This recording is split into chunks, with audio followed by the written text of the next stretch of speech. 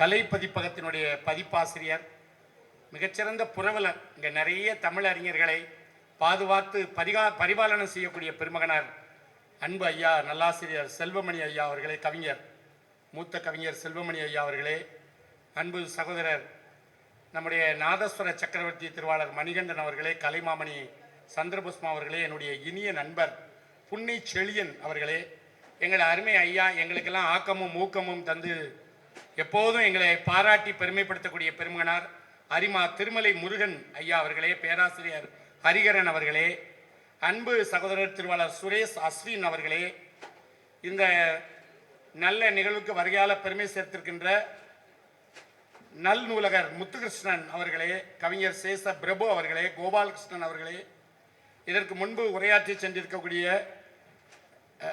சாகித்ய அகாதமி விருது பெற்ற பேராசிரியை முனைவர் விமலா அவர்களே, வழக்கறிஞர் மதார் அவர்களே, என் அன்பு ஐயா திருவாளர், எங்களுக்கெல்லாம் எப்போதும் தலைவராக இருந்து எங்களை வழிநடத்தக்கூடிய பத்திரிகையாளர் சென்ட்ரல் ஸ்டுடியோ திருவாளர் சுப்பிரமணியன் ஐயா அவர்களே, இன்னும் நிறைய நண்பர்கள் இங்கே உட்கார்ந்துருக்கீங்க. யாருடைய பேராவது விடுபட்டிருந்தால் தயவு செய்து பொறுத்து கொள்ளுங்கள். உண்மையிலே இந்த மேடையில் நாங்கள் உட்கார்ந்துருந்தா கூட, எதிரில் உட்கார்ந்துருந்தாலும் எங்களுடைய இதயத்தில் அமர்ந்திருக்கக்கூடிய உங்கள் எல்லாருடைய பாதத்திலையும் நான் மாலையாக விழுந்து வணங்குறேன். ஏன்னா மணி 9:05 கொடுத்துருக்காங்க, நான் 10க்கு முடிச்சிருவேன் பட்டிமன்றம். நீங்கள் யாருமே எந்திரிச்சு போகக்கூடாது. எந்திரிச்சு போனீங்கன்னா உங்கள் வீட்டில் வந்து தீர்ப்பு சொல்லுவேன், பார்த்துக்கோங்க. அதனால் தயவு செய்து கொஞ்சம் அங்கங்கே இருக்கக்கூடிய கொஞ்சம் முன்னாடி வாங்க. கொஞ்ச நேரம் தான், மொத்தமே இப்போ ஒரு 55 நிமிடங்கள் தான் மொத்தம் இருக்குது. அதனால் எல்லோரும் கொஞ்சம் முன்னாடி வாங்க.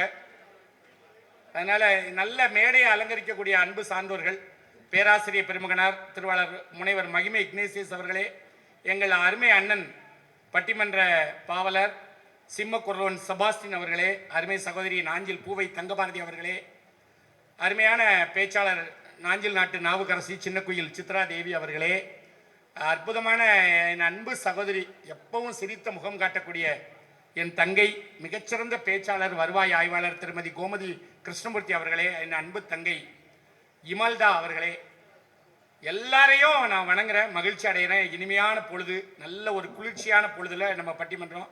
இந்த மைக்கு கீழே அப்படியே ஒரு மாதிரி இறங்கிட்டே இருக்கு. இதை கொஞ்சம் முடிஞ்சா சரி பண்ணுங்க, இல்லாட்டிலும் பரவாயில்ல, சரியாயிட்டு. இப்போ சரியாயிட்டு, பரவாயில்ல, இருக்கட்டும், அப்படியே இருக்கட்டும். ரொம்ப மகிழ்ச்சி. நான் எல்லார் பேரையும் சொல்லிட்டேன். இருந்தாலும் யாராவது விடுபட்டு இருந்தால் அப்படி கையை தூக்குனீங்கன்னா அவங்க பேரையும் நான் சொல்லிடுவேன். ரொம்ப மகிழ்ச்சிங்க. எல்லாருக்கும் பணிவான வணக்கம். ஐயா புத்துநேரி ஐயா, உண்மையிலே அவர் கைப்பிடித்து வளர்ந்த பிள்ளை. தயவுசெய்து இன்னும் ஒரு 55 நிமிடம் உங்களுடைய நேரத்தை ஒதுக்கி தரணும்னு நான் பணிவாக கேட்டுக்கிறேன். நல்ல தலைப்பு இன்னைக்கு கொடுத்துருக்காங்க. அதாவது இலக்கியங்கள் காலங்காலமாக நிலைத்து நிற்பதற்கு காரணம் படைப்பாளிகளா படிப்பாளிகளா? படைப்பாளர்கள் சாதாரணப்பட்டவங்க கிடையாது. புலமை இருக்கிறவங்க தான் புத்தகம் எழுதுவாங்க, அது ஒரு பக்கம் இருக்கட்டும். ஆனால் அந்த புலமையும் வறுமையும் சேர்ந்தே இருக்கும். ஒரு புத்தகம் எழுதணும் அப்படியே அதை வெளியே கொண்டு வரணும் அப்படின்னா குறைந்தபட்சம் ஒரு 1,50,000 50,000 தேவைப்படும். பணம் ரொம்ப தேவையில்லைங்க. கையில் வாங்கினேன், பையில் போடலை, காசு போன இடம் தெரியல, என் காதலி பாப்பா காரணம் கேட்பா, ஏது சொல்வதுன்னு புரியல. விதவிதமாக நகைகள் இருக்கு, விலையை கேட்டால் நடுக்கம் வருது, வகை வகையாக துணிகள் இருக்கு, மடியை பார்த்தா மயக்கம் வருது, எதையோ வாங்கணும்னு எண்ணம் இருக்க முடியலை, அதை எண்ணாமல் இருக்கவும் வழி இல்லை. கண்ணுக்கு அழகா பொண்ணை படைச்சான், பொண்ணுக்கு துணையா ஆணை படைச்சான், ஒண்ணுக்கு 10 செல்வத்தை படைச்சான், உலகம் முழுக்க இன்பத்தை படைச்சான், என்ன போல சிலரையும் படைச்சு, அண்ணன் என்ன போல சிலரையும் படைச்சு, இதுக்கும் அதுக்கும் ஏங்க வச்சான், ஏழைய கடவுள் ஏன் படைச்சான்னா. அப்ப பணம் ரொம்ப அவசியம். சாதாரணமா இப்போ கம்பராமாயணத்தை கம்பர் எழுதினார். சடையப்ப வள்ளல் உதவி செய்ய போய் தான் அவரால் எழுத முடிஞ்சது. இன்னைக்கே நம்ம தமிழ் ஆர்வலர்கள் நிறைய தமிழ் கூட்டங்கள் நடக்கு. நம்ம தமிழ் அறிஞர்களை அங்கங்க வாகனத்தில் கூட்டிட்டு, எங்க ஐயா பாருங்க செல்வமணி ஐயா, அவர் ஒரு பெரிய புரவலர், நிறைய பேருக்கு அவர் ஒரு வேடந்தாங்கல் மாதிரி. அதனால அது மாதிரி ஆட்கள் எப்பவும் கிடைக்கணும். சடையப்ப வள்ளல் கிடைக்க போய் தான் கம்பராமாயணத்தை கம்பரால் எழுத முடிஞ்சது. அதுக்கு நன்றி கடனாக பட்டாபிஷேகம் நடக்கு. ராமனுக்கு முடி சூடும் போது அவர் எழுதுறார், அரியணை அனுமன் தாங்க அங்கதன் உடைவாள் எந்த பரதன் வெண் குடைகளுக்கு இருவரும் கவரி வீச விரைசரி கமலந்தால் சேர் வெண்ணையூர் சடையன் தங்கள் மரபுளோர் கொடுக்க வாங்கி வசிஷ்டனே புனைந்தான் மௌலி அப்படிங்க. சடையப்ப வள்ளலுக்கும் ராமாயணம் நிகழ்ந்த காலத்துக்கும் சம்பந்தம் கிடையாது. ஆனா அவர் என்ன சொல்றாரு, சடையப்பனுடைய வழியில முன்னோர்கள் இருந்திருப்பாங்கல்ல, அவங்கள ஒருத்தர் தான் என்ன செஞ்சாங்க, அந்த கிரீடத்தை தூக்கி கொடுத்தாப்பலாம். அவர் தூக்கி கொடுக்க வாங்கி வசிஷ்டர் வந்து என்ன செய்தாரு, அந்த மணிமகுடத்தை ராமனுடைய தலையில் அணிவித்தார் அப்படின்னு அதுக்கு நன்றி கடனாக எழுதுறாங்க. அப்போ ஒரு ஒரு படைப்புங்கிறது சாதாரணமா படைக்க முடியாது. திறமை இருக்கும், திறமை வேணும், அதே நேரத்தில் என்ன வேணும், இப்போ பணமும் அதுக்கு ரொம்ப தேவைப்படுது.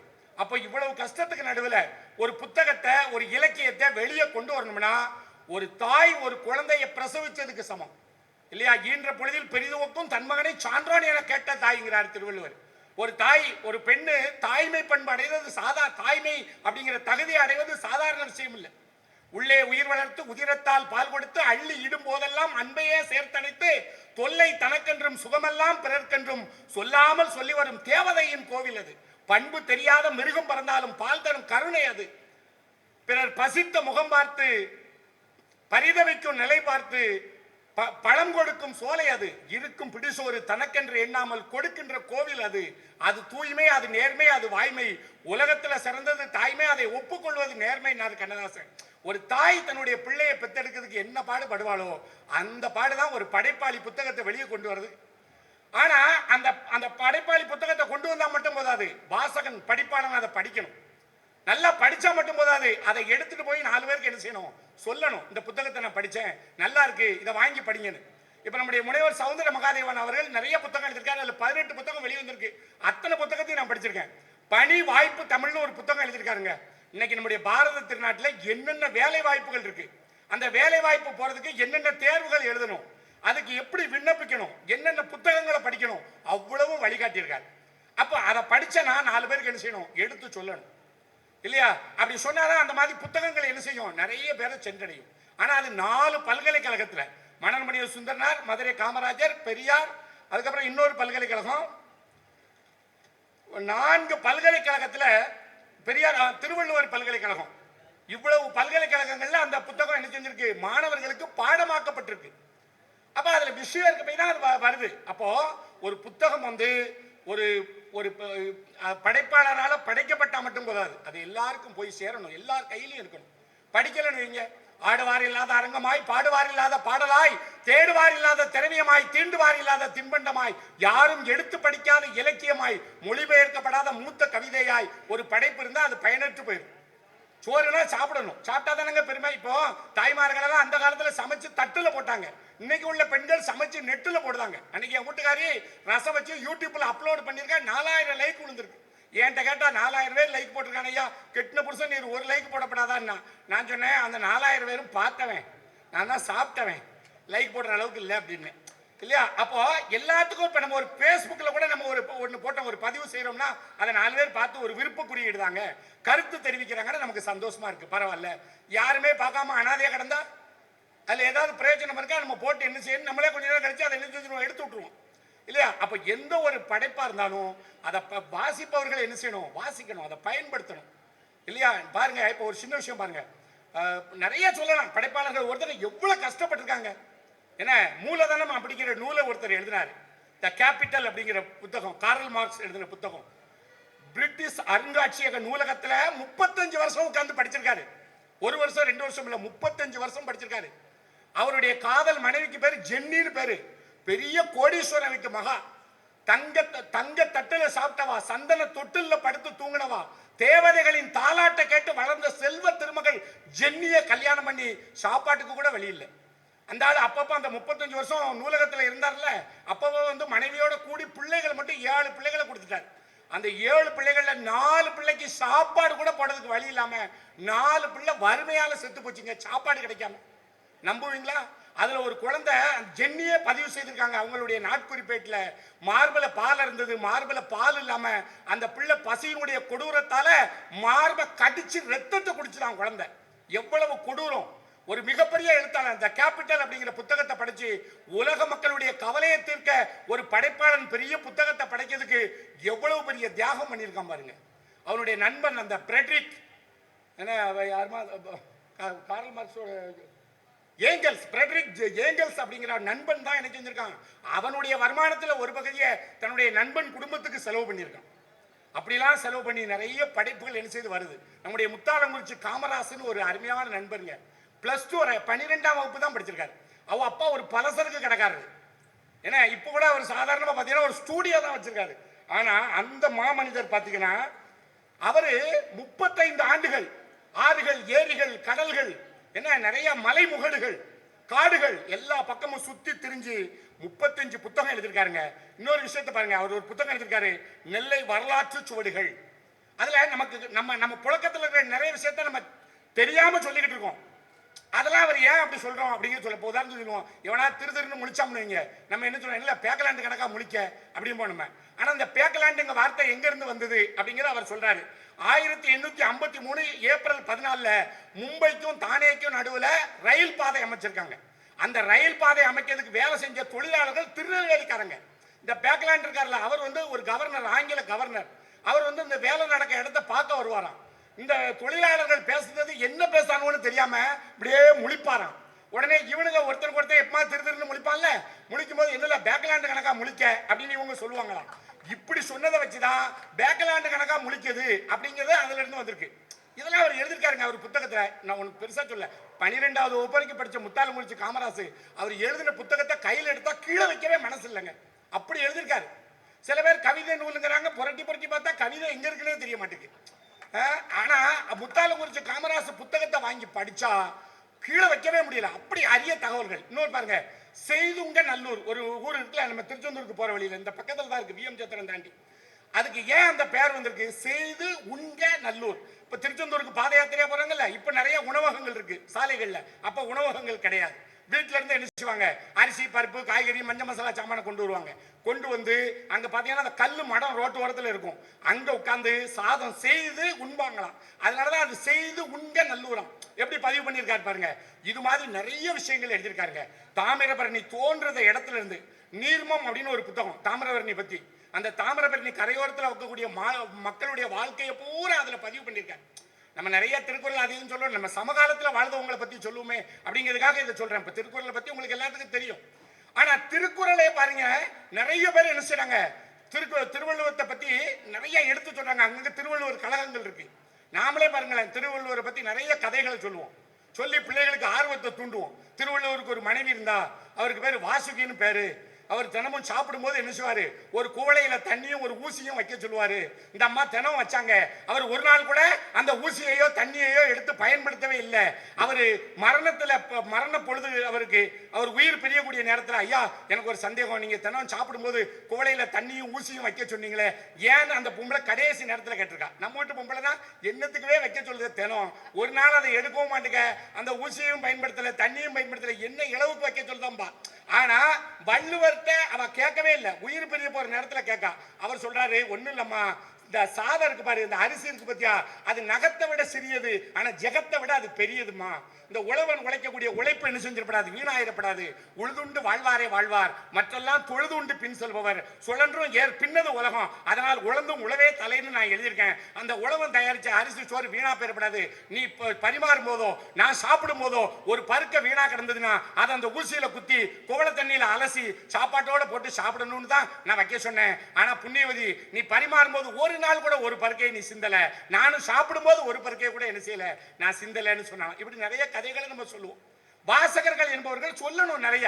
இப்ப சொன்னாங்கல்ல, கபிலர் சொல்றாரு, தினையளவு போதா சிறுபுல் நீர் நீண்ட பனையளவு காட்டும் படித்தால் அப்படிங்காரு. ஒரு புல்லினுடைய நுனியில பனித்துளி இருக்குமா, அந்த பனித்துளியில பெரிய பனைமரத்தோட உருவம் தெரியுமா, அது மாதிரி சின்ன திருக்குறளாம், அதுக்குள்ள வாழ்க்கை தத்துவங்களை எளிதா விளக்கி அவ்வளவு அழகா சொல்லியிருக்காராம். அதனாலதான் சொல்றாரு, தினையளவு போதா சிறுபுல் நீர் நீண்ட பனையளவு காட்டும் படித்தால். எப்படி சொல்றாரு பாருங்க, எல்லா பொருளும் இதன்பால் உள்ள, இதன்பால் இல்லாத எப்பொருளும் இல்ல இல்லையா.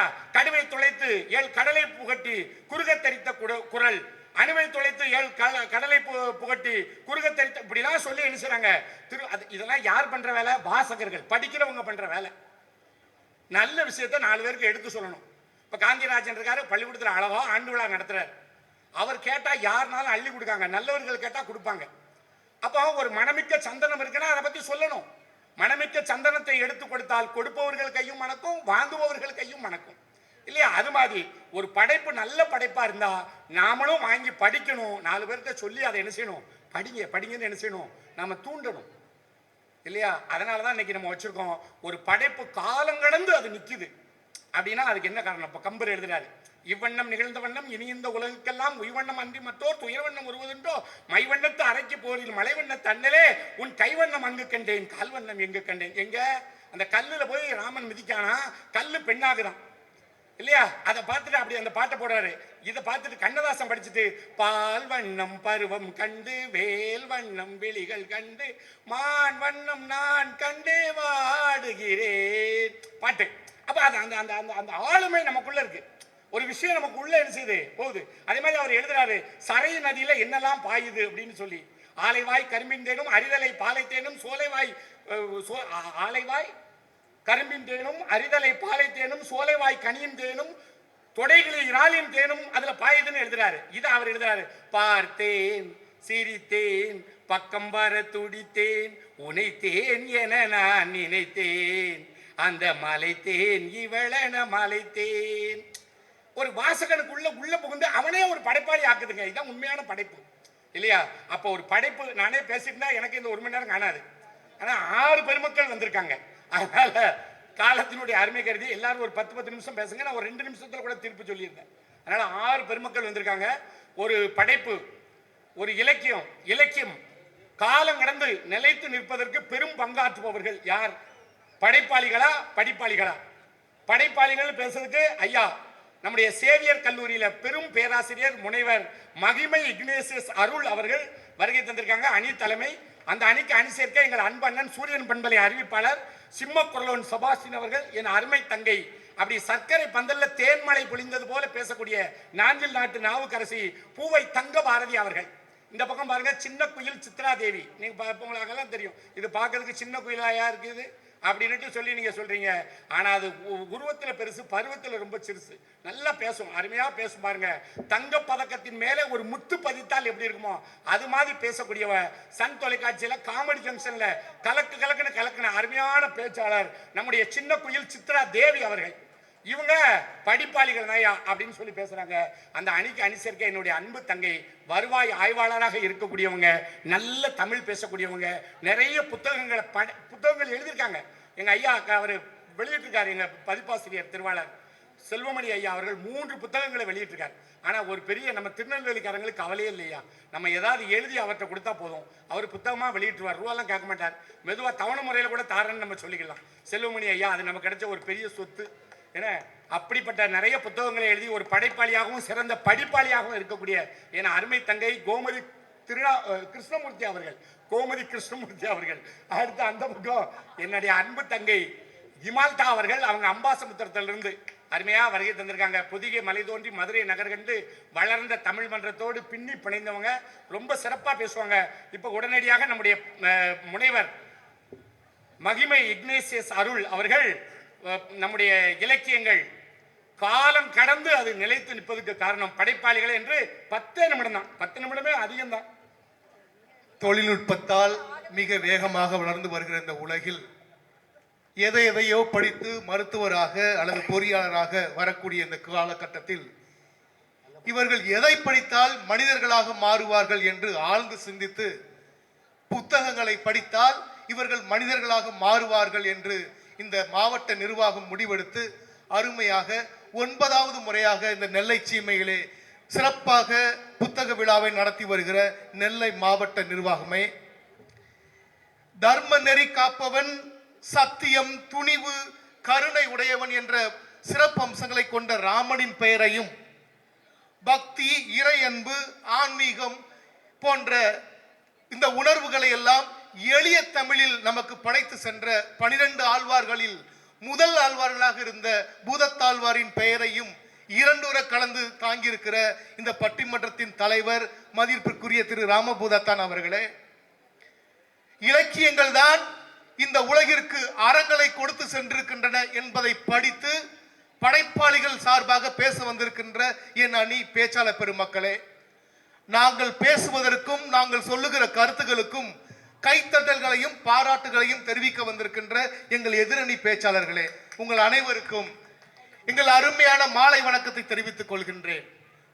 முக்கியமாக பார்வையாளர்கள், இரவு 9 மணி ஆனாவே பெண்களுக்கு சிறகடிக்க ஆசை, பெண்களுக்கு சிறகடிக்க ஆசைனா ஆண்களுக்கு சரக்கடிக்க ஆசை என்று தடமாறி கொண்டிருக்கிற இந்த காலகட்டத்தில் நாம் இலக்கிய விவாதங்களோடு அமர்ந்திருந்தால் ஒரு காலத்தில் நாம் புத்தகத்தில் இடம்பெறுவோம் என்ற நிலையை உணர்ந்து இந்த இலக்கிய விவாதங்களை காண வந்திருக்கின்ற என் அருமை பட்டிமன்ற ரசிக பெருமக்களே, உங்கள் அனைவருக்கும் மீண்டும் ஒரு முறை என் அன்பான வணக்கங்களை தெரிவித்துக் கொள்கின்றேன். நடுவர் அவர்களே, சுவர் இல்லாமல் சித்திரம் வரைய முடியாது, நாக்கு இல்லாமல் தேனை சுவைக்க முடியாது, காற்று இல்லாமல் சுவாசிக்க முடியாது. ஆகவே படைப்பு இல்லாமல் படிப்பாளி இருக்க முடியாது, படைப்பு இல்லாமல் படிப்பாளி இருக்க முடியாது. படைப்பாளியின் சிறப்பு என்ன என்று தெரியுமா? நம்மிடையே வேற யாராவது ஒரு பொய் சொன்னா நமக்கு பிடிக்கவே பிடிக்காது, யாராவது ஒரு சின்ன பொய் சொன்னா கூட பிடிக்காது. ஆனால் ஒரு படைப்பாளி பொய் சொன்னால் கூட நாம் அதை சிறப்பாக ரசிப்போம். கண்ணுக்கு மை அழகு, கவிதைக்கு பொய் அழகு. அதனாலதான் கண்ணதாசன் அவர்கள் சொல்லி இருக்கிறான், கண்ணியர்தம் கடைக்கண் காட்டிவிட்டால் மண்ணில் குமரருக்கு மாமலையும் ஒரு கடுகாம். பாவேந்தர் பாரதிதாசன் சொன்னது. உண்மையில் நினைத்து பாருங்கள், இது உண்மையா என்று. இல்லை, ஒரு பெண்ணு நம்மளை பார்த்து கண் அடிச்சிருச்சுன்னா, இல்லாடி ரம்மியம்மா பார்த்துருச்சுன்னா, திரும்பி இவ்வளவு பெரிய மலையை பார்த்தா அது சின்ன மலையா தெரியுமா? தெரியாது. ஒரு ஆண் அல்லது ஒரு காதலன் தன் காதலி மேல் கொண்டிருக்கிற அன்பு எவ்வளவு உயர்ந்தது என்பதை காட்டுவதற்காக சொல்லப்பட்ட ஒரு கற்பனை வரிகள். சில நேரங்களில் படிப்பை விட படைப்புக்குத்தான் மிகவும் ரசிக்கும்படியாக இருக்கும். ஐயா, படிப்பாளிதான் உலகில் சிறந்தவர்கள் என்று சொன்னால் இந்த உலகத்திலே நிறைய படிப்பாளிகள் வந்திருப்பார்கள்.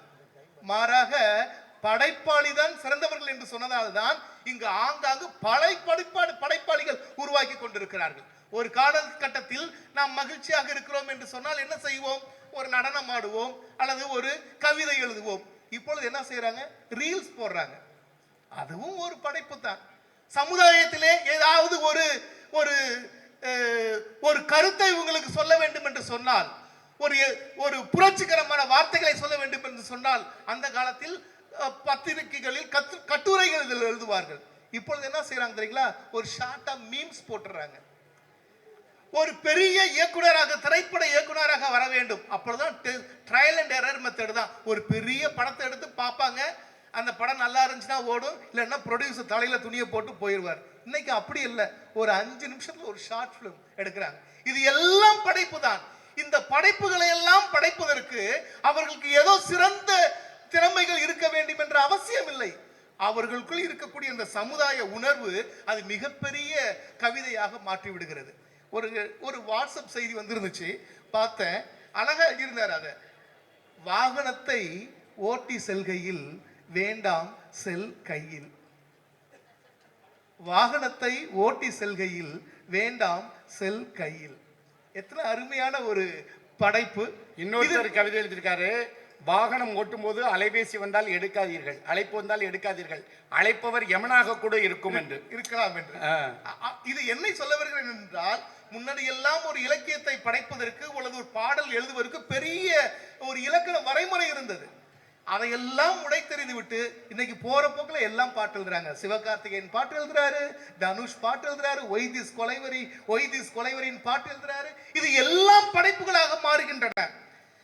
உங்களையே எடுத்துக்கங்களேன், படைப்பாளி என்பவர் படைப்பாளியின் வெற்றி என்பது ஒரு கல்வெட்டு மாதிரி, அது எந்த காலத்திலும் அழியாது.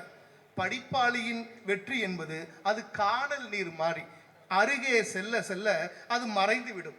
ஒரு கேள்வி கேட்கிறேன், காந்தி எப்பொழுது இறந்தார் அப்படின்னு ஒரு கேள்வியை கேளுங்களேன். காந்தி எப்பொழுது பிறந்தார்னா எல்லாருக்கும் தெரிஞ்சிடும். ஏன்னா காந்தி ஜெயந்தி அக்டோபர் 2, அரசு விடுமுறை, எல்லாருக்கும் தெரியும். எப்போது இறந்தார் என்று கேட்டா எல்லாரும் தலையை சொரிஞ்சுக்கிட்டு 1800 அப்படின்னு இழுப்பாங்க. ஆனால் காந்தி படைத்த படைப்புகளிலே சிறந்த படைப்பு என்று எதை என்று கேட்டு பாருங்கள், அவர்கள் சத்திய சோதனை என்று மிக சரியாக சொல்லி விடுவார்கள். அப்துல் கலாம் பிறந்த ஊர் எது என்று கேட்டால் நமக்கு தெரியும். எப்பொழுது பிறந்தார் என்று கேட்டு பாருங்கள், தலையை சொரிந்து கொள்வார்கள். ஆனால் அப்துல் கலாம் படைத்த படைப்புகளிலே மிக சிறந்த படைப்பு என்று எது என்று கேட்டு பாருங்கள், அவர் விட்ட தும்பா ராக்கெட்டையும் சொல்லுவாங்க, அவர் எழுதிய அக்னி சிறகுகளையும் சொல்லுவார்கள். அப்படிப்பட்ட ஒரு சிறந்த பெருமை படைப்பாளிகளுக்கு இருக்கு. உங்க மாணவர் ஒரு 20 வருஷத்துக்கு கழிச்சு இங்க வர்றாருன்னு வச்சுக்கோங்க, ஐயா, உங்க மாணவர் 20 வருஷத்துக்கு முன்னாடி படிச்ச மாணவர் இப்ப வந்தாங்கன்னா உங்களை கண்டுபிடிப்பாங்களா, கண்டுபிடிச்சிட மாட்டாங்களா? கண்டுபிடிச்சிருவாங்க. இங்க பாரியா நம்ம ராமபுதத்தன் சார் இங்க உட்கார்ந்துருக்காங்கன்னு சொல்லிட்டு பாப்பாங்க, எப்படி இருந்த மனுஷன் இப்படி ஆயிட்டுன்னு கூட சொல்லுவாங்க. ஆனா அதே மாணவரை கூப்பிட்டு இங்க வாப்பா, 20 வருஷத்துக்கு முன்னாடி சார் உனக்கு என்ன படிச்சு கொடுத்தாரு, நீ அவர்கிட்ட என்ன படிச்சுன்னு கேட்டா அந்த படிப்பை சொல்லுவாங்களா? நிச்சயமா நினைவு இருக்கும். 20 கட்டாயமாக இருக்கு. நான் வேலைக்கு வந்து 33 வருஷம் ஆகுது. ஒரு மாணவர் அன்னைக்கு எங்க பள்ளிக்கு வந்தாரு. அவர் வரும்போது சொன்னாரு, எங்க ஆசிரியர் வந்து நெம்புகோலை பத்தி பாடம் நடத்தும் போது இந்த அடிபம்பு இருக்குல்ல, அது எப்படி செயல்படுது அப்படின்னு சொல்லி, இதான் முதல் வகை நெம்புகோல், இதுல நடுவுல ஆதார புள்ளி இருக்கு, இந்த பக்கம் தண்ணி இறைக்கிறது பழு, இந்த பக்கம் இந்த கேண்டில் நம்ம கைப்பிடி வச்சு இயக்குறோம் அது திறன் அப்படின்னு சொல்லி கொடுத்தாரு. எனக்கு இன்னும் ஞாபகம் இருக்கு. அப்புறம் ஆவுடையப்பன் பழம் தின்றான்னு சொல்லி கொடுத்தாரு. முதல் வகை நெம்புகோல்ல ஆதார புள்ளி நடுவுல இருக்கும், ரெண்டாவது வகை நெம்புகோல்ல பழு நடுவுல இருக்கும், மூன்றாம் வகை நெம்புகோல்ல திறன் நடுவுல இருக்கும். அதான் ரொம்ப எளிமையாக வாத்தியாரு ஆவுடையப்பன் பழம் தின்றான்ங்கிறது எளிமையா சொல்லி கொடுத்தாரு அப்படின்னு என்னுடைய மாணவன் என்கிட்ட படிச்சவன் சத்தியமா சொல்றேன். இந்த மேடையில நான் பொய் சொல்லல, உண்மையிலே அருமையாக சொல்லி கொடுத்திருக்கிறீர்கள். இப்ப சமீபத்துல எங்க பள்ளிக்கு வந்து அதே மாதிரி ஒரு நிகழ்ச்சியில பேசும்போது சொன்னாரு, 30 வருஷம் பணி அனுபவத்தில் கிடைத்திருக்கிற மிகப்பெரிய பயன்பாடு. இப்பொழுதெல்லாம் நாங்கள் கல்லூரிகளில் நடத்தி தருகிற அந்த பாடங்கள் ஒரு செமஸ்டர் முடிஞ்சு அடுத்த செமஸ்டர்ல கேட்டா அவனுக்கு சொல்ல தெரியல. வாதியார ஞாபகம் இருக்கிறது. நான் இதை எதற்கு சொல்ல வருகிறேன் என்றால், படைப்பாளியை எளிதாக கண்டுபிடித்து முடிக்க விடுகிறது. ஆனால் அவரிடம் என்ன படித்திருக்கிறோம் என்பதை அவர்களால் நினைத்து கூட பார்க்க முடியவில்லை. ஒரு படைப்பை படைத்த உடனேயே ஒரு படைப்பாளி வெற்றி பெற்று விடுகிறான். அது ஓவியமாக இருக்கட்டும், கட்டடமாக இருக்கட்டும், அல்லது கவிதையாக இருக்கட்டும், அவன் தன் உணர்வை இதன் அடிப்படையில் வெளிக்காட்டி விட்டானே, காட்டிவிட்டால் என்றாலே அவன் வெற்றியை பெற்று விடுவான். ஆனால் படிப்பாளி அப்படி அல்ல. படிப்பாளி என்பவன் தான் படித்ததை மற்றவருக்கு சொல்லி அவருக்கு அதை புரிய வைத்து அவன் சொல்ல வேண்டிய பொருளை அவன் முழுமையாக உணர்ந்தால்தான் படைப்பாளி என்பவன் வெற்றி பெறுகிறான். ஆகவே படைப்பாளி என்பவன் ஒரு தாயை போல், தாய் ஒரு குழந்தையை பெற்றெடுத்த உடனே புலகாங்கீதம் அடைகிறாள். அது ஆண் குழந்தையாக இருந்தாலும் சரி, பெண் குழந்தையாக இருந்தாலும் சரி, கருப்பாக இருந்தாலும் சரி, சிவப்பாக இருந்தாலும் சரி, அழகாக இருந்தாலும் சரி, அழகாக இல்லை என்று சொன்னாலும் சரி, ஒரு குழந்தை பெற்று எடுத்தவுடன் அவள் தாய்மை என்கிற உயர்ந்த நிலைக்கு அடைகிறாள், அவள் வெற்றியை அடைந்து விடுகிறாள். ஆனால் படிப்பாளி என்பவன் ஒரு பிள்ளை போல, அது படிச்சு அதுக்கு ஏற்ற எக்ஸாம்ஸ் எழுதி அதற்கு ஏற்ற உயர்ந்த பதவியை நாம் அடைகிற பொழுதுதான் நாம் வெற்றியாளனாக அடைகிறோம் என்பதை நாம் தீர்மானிக்க முடிகிறது. ஆகவே படைப்பிற்கு ஞானம் வேண்டும். ஏனென்றால் அது உள்ளே இருந்து வெளியே வருவது. படிப்பிற்கு வெறும் கல்வி அறிவு மட்டும் இருந்தால் போதும். ஏனென்றால் நாங்கள் படைத்து வெளியே அனுப்பினதை அவர்கள் உள்ளே வாங்கிக் கொள்கிறார்கள். சமூக மாற்றத்திற்கு காப்பியங்களை தான் தந்திருக்கிறார்கள். இவைகளெல்லாம் காலத்தால் அழியாதவைகளாக இருக்கிறது. எம்.எஸ். விஸ்வநாதனாக இருக்கட்டும், இளையராஜாவாக இருக்கட்டும், ஏ.ஆர். ரகுமானாக இருக்கட்டும், சச்சின் டெண்டுல்கராக இருக்கட்டும், டோனியாக இருக்கட்டும், இவர்களெல்லாம் பெரிய படித்தவர்கள் அல்ல, ஆனால் பெரிய படைப்பாளிகள். அவர்களின் படைப்பு காலத்திற்கும் அழியாமல் இருக்கிறது.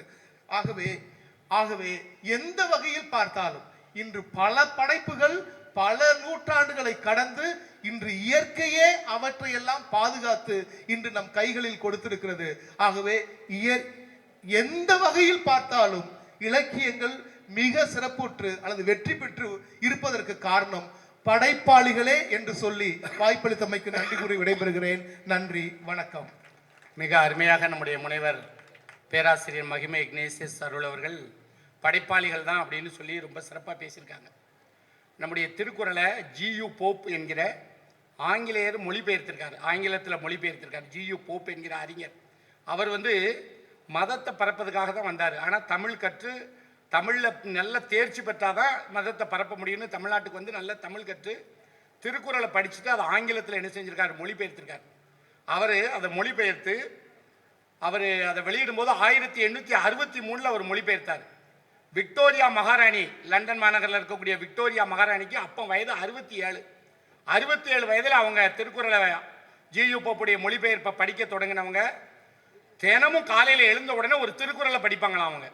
அந்த அளவுக்கு திருக்குறள் என்ன செஞ்சிருக்கு, புகழ் பெற்றிருக்கு. ஜியு போப்பு சொல்லியிருக்காரு, நான் இறந்த பிறகு என்னைய நீங்க அடக்கம் பண்ணும்போது என்னுடைய சமாதியில இங்கு ஒரு தமிழ் மாணவன் உறங்கி கொண்டிருக்கிறான்னு எழுதுங்க. என் சமாதியில திருக்குறள் புத்தகம் ஒன்றும் தாமிரபரணி தண்ணி ஒரு டம்ளர்ல வைங்க அப்படின்னு சொல்லியிருக்காருன்னு சொன்னா அந்த படைப்பு சிறப்பாக இருக்க போய் தான் என்ன செஞ்சிருக்காரு, அவ்வளவு சிறப்பா சொல்லியிருக்காரு. இல்லையா ராஜேந்திரன் ஐயா? அப்ப எவ்வளவு பெருசு. அது மட்டும் இல்லைங்க, அவர் வந்து திருவாசகத்தை படிச்சுட்டு சொல்றாரு, it blends soul melt spirit and gives pleasure அப்படிங்க. அது வந்து உயிரில் கலந்து ஆன்மாவை உருக்கி நமக்கு மகிழ்ச்சியை தருது. இன்னும் சொல்ல போனா திருவாசகத்துக்கு உருகாதார் ஒரு வாசகத்துக்கும் உருகார் அப்படின்னு இன்னொரு மதத்தை சேர்ந்த பெருமகன் இல்லையா நம்முடைய மாணிக்க வாசகர் எழுதினதை அவ்வளவு சிறப்பா பேசியிருக்காரு இல்லையா.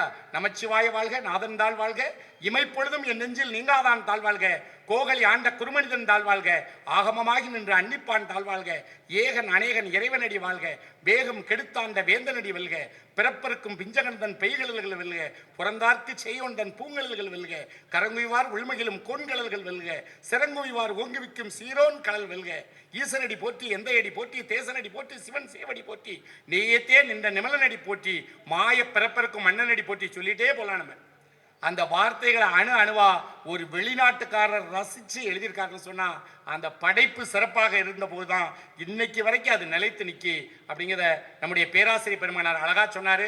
என்னுடைய வேண்டுகோளை ஏற்று வருகை தந்திருக்கிற என் அன்பு சகோதரி, என்னுடைய எப்பவும் என்னுடைய துணிவுக்கு தோள் கொடுத்து என் உயர்வுக்கு படியமைக்கக்கூடியவங்க, என் பேரையே ராமபூதத்தான்னு மாற்றப்பதான் நல்லா இருக்கும், இரா பூதத்தான்னு போடாத ராமபூதத்தான்னு போடு அப்படின்னு சொல்லி எனக்கு வழிகாட்டின என் அன்பு சகோதரி திருமதி சுந்தரி ஐயாத்துறை அவர்கள், அது மாதிரி என்னுடைய அத்தான் ஐயாத்துறை அத்தான், என்னுடைய அன்பு மருமகள் நம்முடைய அருணா தேவி அவர்கள், என்னுடைய அன்பு தங்கை நம்முடைய ஜெயா அவர்கள், என்னுடைய அன்பு அத்தான் வழக்கறிஞர் தினகரன் அவர்கள், என்னுடைய அன்பு மகள் ராமச்சந்திர பாரதி, என்னுடைய அன்பு மருமகன் ரீகன்குமார், எல்லாரும் வந்திருக்காங்க. உங்க எல்லாருக்கும் அன்பான வணக்கம். என்னுடைய எந்த பட்டிமன்றத்தையும் என் குடும்ப உறுப்பினர்கள் பார்த்ததும் கிடையாது, பாராட்டுனதும் கிடையாது. உண்மையை சொல்றேன். ஆனா இன்னைக்கு வந்திருக்காங்கன்னு நினைக்கும் போது எனக்கு ரொம்ப பெருமையா இருக்கு. தயவு செய்து இந்த நிகழ்ச்சி முடிந்த வரைக்கும் நீங்க இருக்கணும்ட்டு பணிவா கேட்டுக்கிறேன். அதனால ஐயா ரொம்ப சிறப்பா பேசியிருக்காங்க. இதற்கெல்லாம் பதில் சொல்வதற்காக கூவத் துடிக்கிற ஒரு குயில் குஞ்சு, தாவத் துடிக்கிற ஒரு தளிர் மான் குட்டி சித்ரா தேவி அவர்கள் இதோ வருகிறார்கள். அண்ணன் சொல்றாரு இது மிளா குட்டி மாதிரி இருக்கு, அப்படிலாம் இல்லை, உண்மையிலே அது பாருங்க, தாவத் துடிக்கிற தளிர் மான் குட்டி மாதிரியே அருமையா பேசுவாங்க தமிழ். வாங்கம்மா.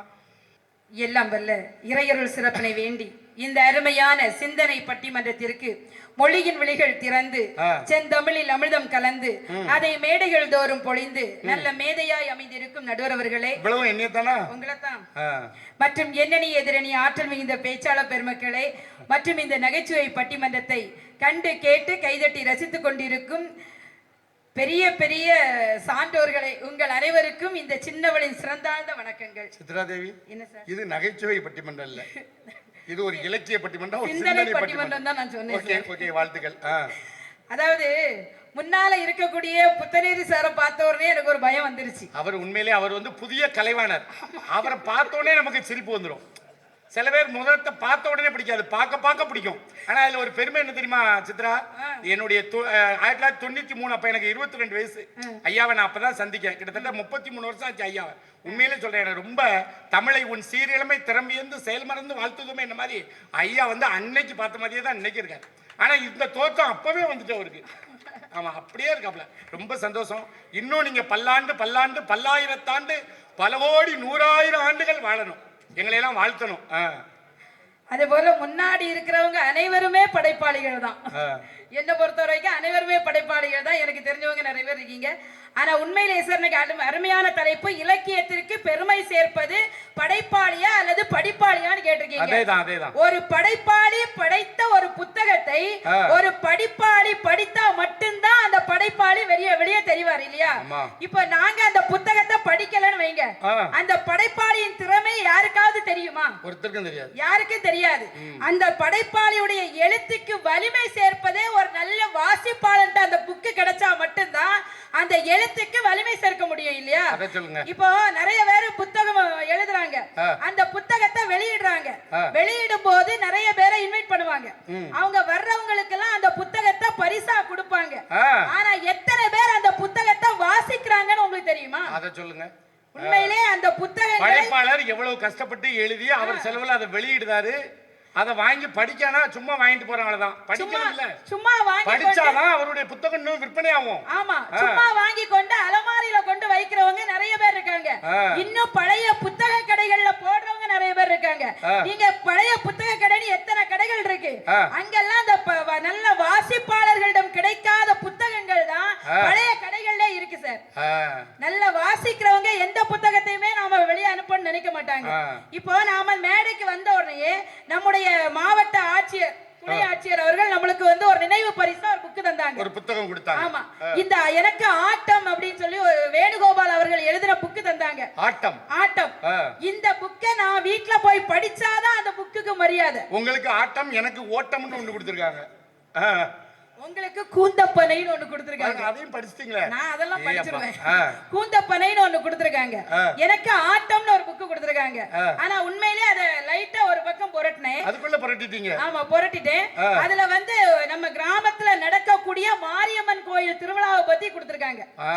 அதுல எப்படி அதாவது நேர்த்திக்கடன் எப்படி செலுத்துவாங்க, எப்படி விரதம் இருப்பாங்க, எப்படி இளம் பெண்கள் கோவிலுக்கு வருவாங்க அப்படிங்கறத பத்தி அந்த ஆட்டம்ங்கிற புக்ல அவர் கொடுத்திருக்காரு. அதாவது அந்த புக்கை படிக்கும் போதே எனக்கு இன்னும் படிக்கணும்னு ஆசையா இருக்கு. ஒரு வன்முறைங்கிறது என்ன தெரியுமா? அந்த உலகத்துல ஒரு புத்தகத்தை வாங்கி நாம அதை படிக்காம அதை கொண்டு எரிக்கிறத விட படிக்காம நம்ம வீட்டுக்குள்ள வச்சிருப்போம் தெரியுமா? அதுதான் இந்த உலகத்துல பெரிய வன்முறை சார். சரியா? புத்தகம்ங்கிறது என்ன தெரியுமா? புது பிளஸ் அகம். புது பிளஸ் அகம் தான் அந்த புத்தகம். புது கூட்டல் அகம், அகம் புத்தகம். புத்தகம். அதனாலதான் நம்முடைய பாரதியார் சொல்லுவாரு, துணி வளைக்க மண்ணுண்டு எங்கள் முத்து மாரியம்மா, தோல் வளைக்க சாம்பல் உண்டு எங்கள் முத்து மாரியம்மா, மணி வளைக்க சாணை உண்டு எங்கள் முத்து மாரியம்மா, மனம் வெளுக்க வழியிலேயே எங்கள் முத்து மாரியம்மான்னு சொல்லுவாரு. மனம் என்ற அகம் எப்போது வெளுக்கும் தெரியுமா? ஒரு புத்தகத்தை நாம் படிக்க தொடங்கிவிட்டால் நம்முடைய மனம் என்ற அகம் வெளுக்கும் என்பதால் தான் புத்தகம் என்று பெயர் வைத்தார்கள். என்னரும் தமிழ்நாட்டின் கண் எல்லோரும் கல்வி கற்று உன்னத இமயம் போல ஓங்கி நிற்கிற நாள் தான் என் வாழ்நாளின் திருநாள்னு சொன்னார். ஆமா, இன்னைக்கு எல்லாரும் படிக்கணும். கல்வி சிறந்த தமிழ்நாடு, புகழ் கம்பன் பிறந்த தமிழ்நாடு, வள்ளுவன் தன்னை உலகிற்கே தந்து வான்புகள் கொண்ட தமிழ்நாடு, நெஞ்சை அள்ளும் சிலப்பதிகாரம் என்றோர் மணி ஆரம் படைத்த தமிழ்நாடுன்னு சொல்லி எல்லாத்தையும் பெருமைப்படுத்தினார் அவர் படைப்புகளை. அதுலயும் இன்னைக்கு நம்ம இந்த திருவிழா புத்தக திருவிழான்னு கொடுத்திருக்காங்க. பொருணை புத்தக திருவிழா இல்லையா? பொருணை. ஆமா. இது எதுக்கு நாம ஒரு பொருட்காட்சி வச்சிருக்க வேண்டியதானே? எதுக்கு இந்த புத்தக திருவிழா நடத்தணும்னு நினைக்கிறாங்க பாருங்க. எதுக்கு நடத்திருக்காங்க தெரியுமா? எத்தனை படைப்பாளிகள் படைத்த அத்தனை புத்தகங்களையும் நல்ல வாசிப்பாளர்கள் வந்து அதை படித்து பயன்பெற வேண்டும் என்பதற்காக தான் இந்த புத்தக திருவிழாவை நடத்துறாங்க இல்லையா? அதனால்தான் படிப்பின் அவசியத்தை உணர்ந்தனால்தான் நஞ்சு கொடுக்கப்படும் நேரம் வரை கிரேக்க நாட்டு கவிதைகளை படித்துக் கொண்டிருந்தான் சாக்ரட்டிஸ் சொல்லுவாங்க. நஞ்சு கொடுக்கப்படுற வரைக்கும் அவன் படிச்சுக்கிட்டே இருந்தானா. தூக்கு கயிற்றை முத்தமிடும் நேரம் வரை படித்துக் கொண்டிருந்தான் உமர் முக்தான் சொல்லுவாங்க. இலக்கியம் ஏன் பேர் வச்சாங்க தெரியுமா? இலக்கு பிளஸ் இயம் இல்லையா? இலக்கு என்றால் ஒரு நோக்குதல், ஒரு குறிக்கோள். இயம் என்றால் இயம்புதல். ஒரு குறிக்கோளோடு அழகாக இயம்புவதுதான் இலக்கியம் நடுவர்களே. அந்த இலக்கியத்தை நல்ல படிப்பாளிகள் கையில் கிடைத்தால்தான் அந்த இலக்கியம் இந்த உலகத்தில் பெருமளவுக்கு பெருசா பரவும் இல்லையா? நீங்க இப்ப திருக்குறளை பத்தி சொன்னீங்க. உலகம் முழுவதற்கும் ஏற்ற இலக்கியமாய் பல மொழிகளுக்கு மொழிமாற்றம் செய்யப்பட்ட இலக்கியம் இந்த உலகத்தின் பொதுமறை எனப்பட்ட திருக்குறள் இல்லையா? இந்த திருக்குறளை நாம மட்டும் படிச்சிருந்தா எல்லாம் தெரியுமா? தெரியாதுங்க. இந்த உலகத்துல உள்ள அத்தனை பேரை திருக்குறளை படித்தனால்தான் உலகத்தின் பொதுமறை திருக்குறள்னு வச்சான். நம்ம செல்வ மாரிமுத்து ஐயா பள்ளிக்கூடம் தூரம் போறார். போய் மாணவர்கள்லாம் திருக்குறள் படிக்கணும்னு எல்லாத்துக்கும் புத்தகங்களை வாங்கி கொடுத்து திருக்குறளுடைய பெருமைகளை பூரா சொல்றாரு. அப்போ அந்த மாதிரி தூண்டணும். an ordinary teacher talks, average teacher explains, good teacher demonstrate, but an excellent teacher inspire. அவர் ஒரு எக்ஸலன்ட் டீச்சருங்கனால எல்லாரையும் படிக்க வைக்கணும்னு சொல்லி படிக்க வைக்கார். அப்ப இந்த படிப்பாளி இருக்க போய் தான் பல படிப்பாளிகள் உருவாகுறாங்க. அந்த படிப்பாளிகள் நிறைய பேர் பெருக போய் தான் திருக்குறளுடைய பெருமை காலம் கடந்து நிக்குது. இன்னைக்கு ஐநா சபையில இருக்கக்கூடிய வாசகம் என்ன தெரியுமா? வேற எந்த வாசகமும் கிடையாது நடுவர்களே. யாதும் ஊரே யாவரும் கேளீர் என்ற நம்முடைய தமிழ் வாசகம் இன்னைக்கு ஐநா சபையில இருக்குன்னா அந்த ஐநா சபையில நம்மள தமிழை பத்தி எவ்வளவு அறிஞ்சிருக்காங்க பாருங்க. எவ்வளவு உயர்வா இருக்காங்கல்ல. தமிழ் இலக்கியம் பாரதி சொன்னா சொல்லில் உயர்வு தமிழ் சொல், அதை தொழுது படித்துடடி பாப்பான்னா. மத்த புஸ்தகத்தெல்லாம் நீ எப்படியும் படி, இத கும்பிட்டுட்டு படின்னு இருக்கான். அதனால்தான் தூக்கு மேடைக்கு அழைத்து செல்லும் வரை படித்துக் கொண்டிருந்தார் பகத்சிங். இல்லையா? படிக்கின்ற இடம் கூட படிப்பகத்திற்கு அருகாமையில் தான் வேண்டும் என்று கேட்டார் டாக்டர் அம்பேத்கர். படித்துக் கொண்டிருந்த புத்தகத்தை முடித்துவிட வேண்டும் என்பதற்காக தான் தன்னுடைய அறுவை சிகிச்சையை அடுத்த நாள் மாற்றி வைக்க சொன்னார் பேரறிஞர் அண்ணா. நான் சொல்ல வேண்டியதெல்லாம் சொல்லி முடிச்சிட்டே, நீங்க எல்லாம் எழுதி வச்சிருந்தேன். சரி, நீங்க எழுதிருக்கீங்கன்னு எனக்கு தெரியாது சார். சரி. அதாவது பயணங்களிடையே படிப்பதை மட்டுமே வேலையாக வைத்துக் கொண்டிருந்தவர் தான் ஜவஹர்லால் நேரு. படிப்பால் மட்டுமே பாரதத்தை ஆள முடியும் என்று படித்து படித்து சொன்னவர் தான் ஏபிஜே அப்துல் கலாம் ஐயா. இல்லையா? பட்டிமன்றம் முடிஞ்சிட்டு சித்ரா, ரொம்ப சிறப்பு. முடிச்சிருங்க. முடிச்சிடுறேன். எல்லாமே எல்லாரும் வந்து என்ன சொன்னாங்க? படிங்க படிங்க அப்படின்னு தான் சொன்னாங்க. இப்போ நீங்க கூட உங்க மாணவர்களை பார்க்கும்போது படிங்க படிங்க தான் சொல்லுவீங்க. இப்போ பெரியவங்களா இருக்கட்டும், சிறியவங்களா இருக்கட்டும், ஏழையா இருக்கட்டும், பணக்காரனாக இருக்கட்டும், யாராவது ஒருவரை ஒருவர் சந்திக்கும் போது நாம என்ன கேட்போம்? எப்படி இருக்கீங்க? உங்க பிள்ளைங்க எப்படி இருக்காங்க? பிள்ளைங்க இப்ப என்ன பண்றாங்க? அப்படின்னா என்ன படிக்கிறாங்க?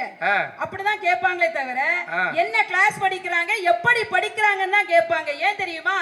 இந்த உலகத்துல எதுவுமே இப்ப இல்லாம போனாலும் படித்த கல்வி மட்டும் நம்மோட இருக்கும் என்று சொல்லதான் எல்லாரையும் படியுங்கள் படியுங்கள் படியுங்கள் என்று சொல்கிறார்கள் நடுவர்களே. பிறப்பில் தான் கற்ற கல்வி எளிமைக்கும் ஏமாப்பு உடைத்துன்னு இருக்கான். ஆமா, அதனால்தான் இந்த இலக்கியங்கள் என்பது எப்பொழுதுமே நல்ல ஒரு படிப்பாளியின் கையில் கிடைத்தால்தான் படைத்தவர்களுக்கும் அது பெருமை என்று சொல்லி இலக்கியத்திற்கு பெருமை சேர்ப்பது படைப்பாளிகளை விட எங்களது படிப்பாளிகளை படிப்பாளிகளை என வாய்ப்புக்கு நன்றி பாராட்டி விடைபெறுகிறேன். நன்றி, வணக்கம்.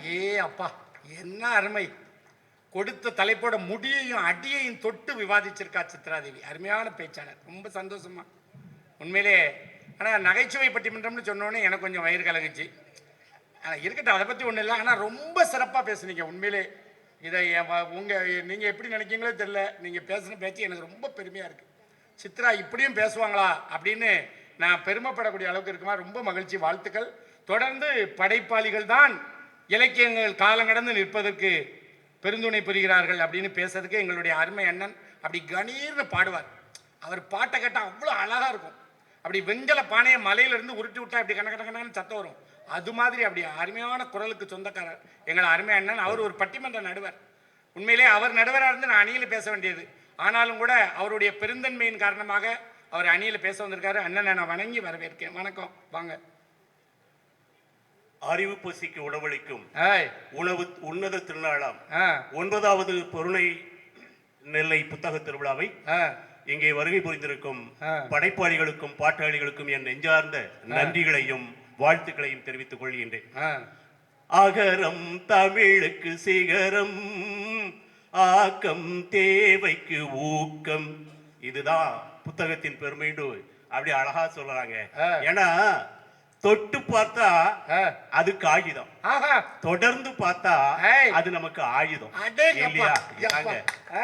எவ்வளவு பெரிய அதெல்லாம் சாதாரண காகிதம், தொடர்ந்து பார்த்தா அது ஆயுதம். அதுதான் புத்தகம். அதனாலதான் சொன்னா, அதாவது வில்லேர் உழவர் பகைகொளினும் கொள்ளற்க சொல்லேர் உழவர் பகைன்னு இருக்கான்.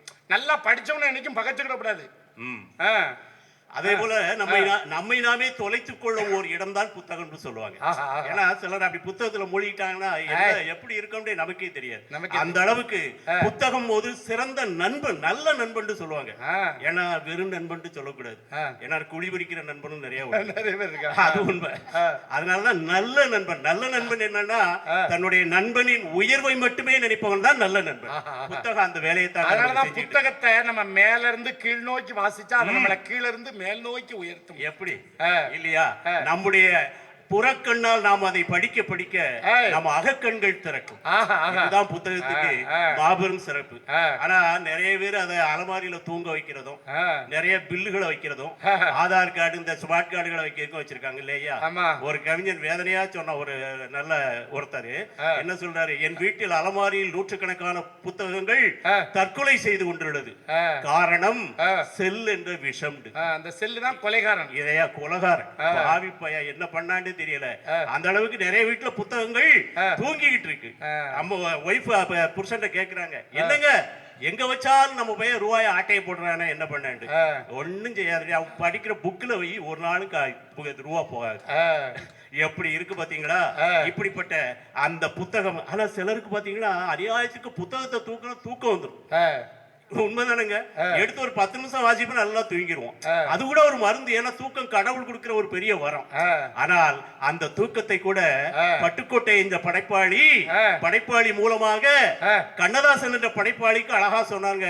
நாடோடி மன்னன் படத்துல, போர் படைதனில் தூங்கியவன் வெற்றி இழந்தான், உயர்கல் பள்ளியில் தூங்கியவன் கல்வி இழந்தான், கடைதனில் தூங்கியவன் முதல் இழந்தான், கொண்ட கடமையில் தூங்கியவன் புகழ் இழந்தான். எவ்வளவு அற்புதமான வார்த்தை. நல்ல பொழுதையெல்லாம் தூங்கி கழித்தவர்கள் நாட்டை கெடுத்ததுடன் தானும் கெட்டார். சிலர் அல்லும் பகலும் தெருக்கல்லாகி இருந்து விட்டு அதிர்ஷ்டம் இல்லை என்று அலட்டிக் கொண்டார். விழித்துக் கொண்டோரெல்லாம் பிழைத்துக் கொண்டார். உன்போல் குரட்டை விட்டோர் எல்லாம் கோட்டை விட்டார். தூங்காதே தம்பி தூங்காதே. பட்டுக்கோட்டை என்ற அற்புதமான படைப்பாளி மூலமாக கண்ணதாசன் என்ற படைப்பாளிக்கு அதுல உணர்த்தினாங்களா அந்த படத்துல. அதே போல அழகா சொன்ன உலக பொதுமறைங்கிறது நாம திருக்குறளை தான் சொல்லுவோம். அந்த உலகத்துக்கே பொதுமறை. ஒரு குறளை மட்டும் எடுத்து 1330 ஒரு வாரை சோற்றுக்கு ஒரு சோறு பதம் மாதிரி நான் அந்த ஒரு குறளை சொல்ல அதாங்க வாழ்க்கையே. வையத்துள் வாழ்வாங்கு வாழ்பவன் வானுரையும் தெய்வத்துள் வைக்கப்படும். இதை விட வாழ்க்கை என்னங்க? அதைத்தான் நம்ம தமிழ் பாட்டி அறிந்து மானிடராய் பிறத்தல் அறிந்து சொன்னாங்க இல்லையா? ஆத்திச்சூடி தந்த அந்த அவ்வை பாட்டி. அதையே ஒரு படிப்பாளி விஜயாண்டனிங்கிற படிப்பாளி ஒரு படத்துல போட்டிருப்பான். ஆத்திச்சூடி அவரெல்லாம் என்ன பண்ண அரசைய விரும்பு 60 சினம் இப்படி எல்லாம் ஒரு நல்ல படைப்பை படிப்பாளி வம்பாக்குறான். ஏன்னா இப்ப தமிழ் தாய் வாழ்த்து இருக்குல்ல, என்ன அருமையான பாட்டு. எப்படி? நீராறும் கடலுடுத்த நிலமடந்தை கெளிலொழுகும் சீராரும் வதனமென திகழ்பரத கண்டமிதில். இது எப்படி பாட்டு? எப்படி பாட்டு? ஆனா என் வகுப்புல ஒருத்தன் சொல்றான், இதை ரொம்ப நாள் அப்படியே பாடிக்கிட்டு இருக்கோம். நல்லா இல்ல சார், வேற மாதிரி பாடுவோம். எப்படிடா பாடலாம்? நீராரும் கடலுடுத்த நிலமடந்தை கெளில் ஒழுகும் சீராரும் வதனமென திகழ் பரத கண்டமதில். அதுல ஒரு பெயர் அத்திலக வாசனை போல் அனைத்து உலகம் இன்பமுற. இன்னொரு பெயர் ஆமா ஆமா ஆமோய். படிப்பாளி ஒரு நல்ல இலக்கியத்தை கேளுக்கின்றல் பண்ணி அதோட தரத்தை குறைக்க. ஆனா இவன் என்னத்தை குறைச்சாலும் நல்ல படைப்புங்கிறது அந்த படைப்பினுடைய ஆற்றலை வச்சுதான் அது நிக்குது. இந்த பாட்டை நான் இந்த நம்ம தமிழ் தாய் வாழ்த்த 400 பள்ளிக்கூடத்துல சொல்லி கொடுக்கும்போது ஒரு பேர் சொல்றான். நீராறும் கடலுடுத்தனை. அவன் பின்னால இருந்துகிட்டு நீ எனக்கு என்ன கொடுத்தாங்க. இப்படித்தாங்க இப்போ படிப்பாளிகள் இருக்காங்க. எதையுமே ஒரு கேலி கிண்டலாக எடுத்துக்கொள்ள. பிறப்பு இறப்பு என்பது ஒரு சம்பவங்களாக இருக்கலாம், ஆனால் நம்முடைய வாழ்க்கை சரித்திரமாக இருக்க வேண்டும். இதைத்தான் கண்ணதாசன் என்ற படைப்பாளி அழகா சொன்னாங்க. ஆசை களவு கோபம் கொள்பவன் பேச தெரிந்த மிருகம். இதுல 6 திருக்குறள் வரும். உயர் அன்பு நன்றி கருணை கொண்டவன் மனித வடிவில் தெய்வம். இதில் மிருகம் என்பது கள்ள மனம், உயர் தெய்வம் என்பது பிள்ளை மனம். இந்த 6 கட்டளை அறிந்த மனது ஆண்டவன் வாழும் வெள்ளை மனம். எவ்வளவு அழகா சொன்னாங்க, அவன் வாழும் வெள்ளை மனம். அப்படி சொல்லி அதுல 6 திருக்குறளை பயன்படுத்தி நமக்கு, அதுவும் கண்ணதாசனை பற்றி அந்த படைப்பாளியை சொல்லும்போது அவர் அழகா சொல்லியிருப்பாருங்க. யாரும் இந்த ஒரு உத்தரவாதத்தை கொடுக்க மாட்டாங்க. என் வாழ்க்கையை நீங்கள் எடுத்துக்கொள்ளாதீர்கள், என் அனுபவத்தை நீங்கள் எடுத்துக்கொள்ளாதீர்கள், ஆனால் என் பாடத்தை மட்டும் எடுத்துக்கொள்ளுங்கள். இந்த துணிச்சல் எத்தனை பேருக்கு இருக்கும்? அவருடைய பாடல்கள் அந்த அளவுக்கு. ஏன் வாலி என்ற படைப்பாளியை உருவாக்கியதே கண்ணதாசன் என்ற படைப்பாளி. ஒத்துக்கணும் இல்லையா? வாழ்க்கை என்றால் 1000 இருக்கும், வாசல் தோறும் வேதனை இருக்கும், வந்த துன்பம் எதுவென்றாலும் வாடி நின்றால் ஓடுவதில்லை, எதையும் தாங்கும் இதயம் இருந்தால் இறுதி வரையில் அமைதி இருக்கும். இதை விட அந்த பாட்டு தான் வாலியின் வாழ்க்கையில் மாபெரும் மாற்றத்தை கொடுத்தது. அதையே போல படிப்பாளிகள் ஒரு பாட்டு சொன்ன, கற்க கசடர கற்பவை கற்றபின் நிற்க அதற்கு தக. 1.25 வரியில தான் அவர் கொடுத்திருக்காரு. அப்படித்தானே? ஒரு பையன் சொன்னா, சார் இவ்வளவு பெருசுங்க ஆகாத, இன்னும் சுருக்கலாம், இதை என்னடா பண்ண போறேன்னு. கற்க கசடர நிற்க அதற்கு தகன்ட்டான். அதாவது 2 வார்த்தையை எடுத்துட்டான். நான் சொன்னேன், இல்ல எப்படி அப்படின்னு. சார் இன்னும் சுருக்கலாம் குறைக்கலாம்டா. எப்படிடா? கற்க நிற்கன்ட்டான். அவ்வளவுதான். ரெண்டே வார்த்தை. இன்னொருத்தன் அவன் சொன்னா இன்னும் இதையும் சுருக்கலானே, இது என்னடா ஒவ்வொரு வார்த்தையும் சுருக்க போறானே. கல் நில் முடிச்சுட்டான் பாருங்க. இப்படிப்பட்ட இந்த சூழ்நிலைகள் அதை விட்டு அன்னைக்கு ஒரு படம், இது நம்ம பேருந்துல பயணம் பண்ணும்போது வலது பக்கம் திருவள்ளுவர் படத்தை மாட்டியிருக்கும், அப்படித்தானே? அதுல அழகா ஒரு குரல் போட்டிருக்கும், என்ன செய்தாரை ஒருத்து அவர் நான நன்னையும் செய்து விடல். இப்படி நிறைய இருக்கு. அது ஒரு பையன் கேட்கான், 7 வயசு பையன், அம்மாட்ட இருந்து கேட்காம அவர் யாருமா ஒண்ணு தெரிஞ்சா சொல்லணும், இல்ல பக்கத்துல இருக்கவங்கள்ட்ட கேட்டு சொல்லணும். ஏன்னா அவர் இந்த பஸ் ஓனர் அந்த அம்மா. ஐயோ, திருவள்ளுவர் தான் பஸ் ஓனர். அது போய் சின்ன பிள்ளை அடுத்த கேள்வி கேட்கும் பாருங்க, ஏமா அவர் தாடி வச்சிருக்காரு, எல்லாம் பஸ் பூரா நஷ்டத்துல ஓடுது, அதான் தாடி வச்சிருக்காரு. இப்படி இருந்தார்கள்னா இவங்கெல்லாம் என்னங்க, அதே கண்ணதாசன் அவருடைய வாழ்க்கை அமைப்புகள் எப்படியோ இருந்தாலும் அர்த்தமுள்ள இந்து மதம் என்ற படைப்பு மூலமாக, ஏன் இயேசு காவியம் என்ற படைப்பு மூலமாக நம் வாழ்க்கையை புனிதப்படுத்தியவர் என்று சொன்னால் அது மிக இல்லைங்க, இல்லையா? அப்ப அதே போல காந்த எழுத்தாளர் ஜெயகாந்தன், சில நேரங்களில் சில மனிதர்கள் தேசிய, அதாவது அவருக்கு சாகித்ய அகாடமி விருது கிடைச்சது, தேசிய விருது படத்துக்கு கிடைச்சது. அதே போல ஒரு நடிகை நாடகம் பார்க்கிறார், அதுல அற்புதமான படம், அதுவும் ஒரு அற்புதமான படம், ஒரு மூடன் கதை சொன்னான் என்ற அற்புதமான ஒரு பாடல். இப்படி சொல்லிக்கிட்டே இருக்கலாங்க. சுயசரிதையை நிறைய சொல்லலாங்க. காந்தியடிகளின் சத்திய சோதனை, மனசாட்சிக்கு ஒரு டெஸ்ட். அதே போல டாக்டர் கலைஞரின் நெஞ்சுக்கு நீதி, உலக வாழ்க்கையை அறிந்து கொள்வதற்கு ஒரு உன்னதமான புத்தகம். மக்கள் தலைவர் எம்ஜிஆரின் நான் ஏன் பிறந்தேன், ஏன் பிறந்தங்கிறதுக்கு ஒரு அர்த்தமுள்ள ஒரு படிப்பினை தரக்கூடியது. அதே கலைஞர்னா நமக்கு என்ன ஞாபகம் வரும்? பராசக்தினா கலைஞர் கருணாநிதி அவர்கள், டாக்டர் கலைஞர் கருணாநிதி அவர்கள். அதே போல அவர் எழுதின வசனம் இன்னைக்கும் பூம்புகார், கோவிலில் குழப்பம் விளைவித்தேன், கோவில் கூடாது என்பதற்காக அல்ல, கோவில் கொடியவர்களின் கூடாரமாக இருக்கக்கூடாது என்பதற்காக, இல்லையா? பூம்புகார் ஒரு திரைப்படம். கல்யாணியை கஞ்சுக்கெல்லாம் அலையவிட்டது யார் குற்றம்? விதியின் குற்றமா, இல்லை விதியின் பெயரை சொல்லி வயிறு வளர்க்கும் வீணர்களின் குற்றமா? என்ன அருமையான வசனம். அதே போல பூம்புகார் என்ற திரைப்படம், கலைஞரின் வசனங்கள் அந்த கண்ணகி மூலமாக அனல் பறக்கும். இப்போ அதையே வாட்ஸ்அப்ல ஒரு படிப்பாடி போட்டிருக்கான், நாகர்கோவில் சிலாங்குல. நீங்கெல்லாம் பாத்தீங்கன்னா அப்படியே கண்ணீர், ரத்த கண்ணீர் வந்துருங்க. எப்படி ஒரு படைப்பாளியின் உன்னத படைப்பை இந்த படிப்பாளிகள் செய்து கொண்டிருக்கிறார்கள். வைரமுத்து என்ற படைப்பாளி, கள்ளிக்காட்டு இதிகாசம் எப்படிப்பட்டது, இல்லையா? கருவாச்சி காவியம், இப்படிப்பட்ட படைப்புகள்லாம் நம்ம வாழ்க்கையில கிடைக்காதீங்க. நிலமும் மனிதனும் அப்படியே ஒரு உரையாடல். நிலத்தை பார்த்து மனுஷன் சொல்லுதானா, இந்த இடத்த நான் தான் வாங்கியிருக்கேன், இந்த பூமியை நான் தான் வாங்கியிருக்கேன், அந்த இடத்த நான் தான் வாங்கியிருக்கேன். அந்த நிலம் அவனை பார்த்து சொல்லுவான், உங்க தாத்தாவை நான் தான் வாங்கியிருக்கேன், உங்க அப்பனையும் நான் தான் வாங்கி உள்ள வச்சிருக்கேன், இன்னும் 3 நாள்ல உன்னையும் உள்ள வைக்க போறாங்க. எதுக்குப்பா இந்த வீண்? அழகாக சொன்னார் வைரமுத்து என்ற படைப்பாளி. மண்ணின் மீது மனிதனுக்கு ஆசை, மனிதன் மீது மண்ணுக்கு ஆசை, மண்தான் கடைசியில் ஜெயிக்கிறது. இவ்வளவு அழகா சொன்னாருங்க. அதை மனம்தான் உணர மறுக்கிறது. கையில் கொஞ்சம் காசு இருந்தா நீதான் அதற்கு எஜமானன், கழுத்து வரைக்கும் காசு இருந்தால் அதுதான் உனக்கு எஜமானன். இதாங்க அதே இந்த கருத்தை தான் தேசாந்திரிங்கிற பயண அனுபவத்துல இஸ்ரா என்ற ராமகிருஷ்ணன் அழகா சொல்லியிருப்பாருங்க. தஞ்சாவூர்காரங்க எத்தனை பேர் சரஸ்வதி மகாலுக்கு போயிருப்பாங்க, நூலகத்துக்கு எத்தனை பேர் பெரிய கோயில பார்த்திருப்பாங்க, ஏன் நம்ம நெல்லைக்காரங்க எத்தனை பேர் நெல்லைப்பர் கோயில பார்த்திருப்போம். இப்படிப்பட்ட அனுபவங்கள் எல்லாம் அப்படிப்பட்ட படைப்பாளிகள் மூலமாக நமக்கு வருகிறது. அதே போல நம்ம எனது இனிய நண்பர் ஒரு வரவேற்பறையின் வாக்கு மூலம் தந்த எங்கள் செல்வமணி சார் இருக்கார். புத்தக கவிதை புத்தகம் தான் எனக்கு ரொம்ப கவர்ந்தது. நாளும் நடக்கு, அதாவது நாளும் நடக்குது. 10 வரியில சொல்லி இருப்பாரு. ரோட்டுல குழி கிடக்குது, நாட்டுல கொலை நடக்குது, காட்டுல உயிர் போகுது, வீட்டுல நகை போகுது, ஏட்டுல எல்லாமே இருக்குது, ஆனா எதுவுமே கிடைக்க மாட்டேங்குது. என்னதான் நடந்தாலும் ஓட்டுக்கு ரேட்டு பேசக்கூடிய நோட்டு கணக்கு மட்டும் நாளும் நடக்குது. இந்திய ஜனநாயகத்தை நம்ம ஆரம்பத்துல இருந்து இப்ப வரைக்கும் எடுத்தாலும் இதைத்தான் அழகாக சொல்லியிருப்பேன். அந்த வரவேற்புறையின் வாக்கு மூலம் கூட ரொம்ப யதார்த்தமா இருக்குங்க. எல்லா பொருளும் வரவேற்புரை அலங்கரிக்கும். நீங்க அதெல்லாம் என்னத்துக்குங்க அந்த வரவேற்புரை மட்டும் சொல்லுது. அப்படியே உன்னோட உற்றார் உறவினர் நண்பர்கள் நல்லவர்கள் உனக்கு விசாரிக்க வந்தவங்க எல்லாம் வந்து உட்கார்ந்தா ஒரு டம்ளர் தண்ணி கொடுத்தனா அதாண்டா உயிர் பிண்டு. அற்புதமாக அந்த புத்தகத்தை படிக்கும் போது போது நாமெல்லாம் அதில் மூழ்கி விடுகிறோம்.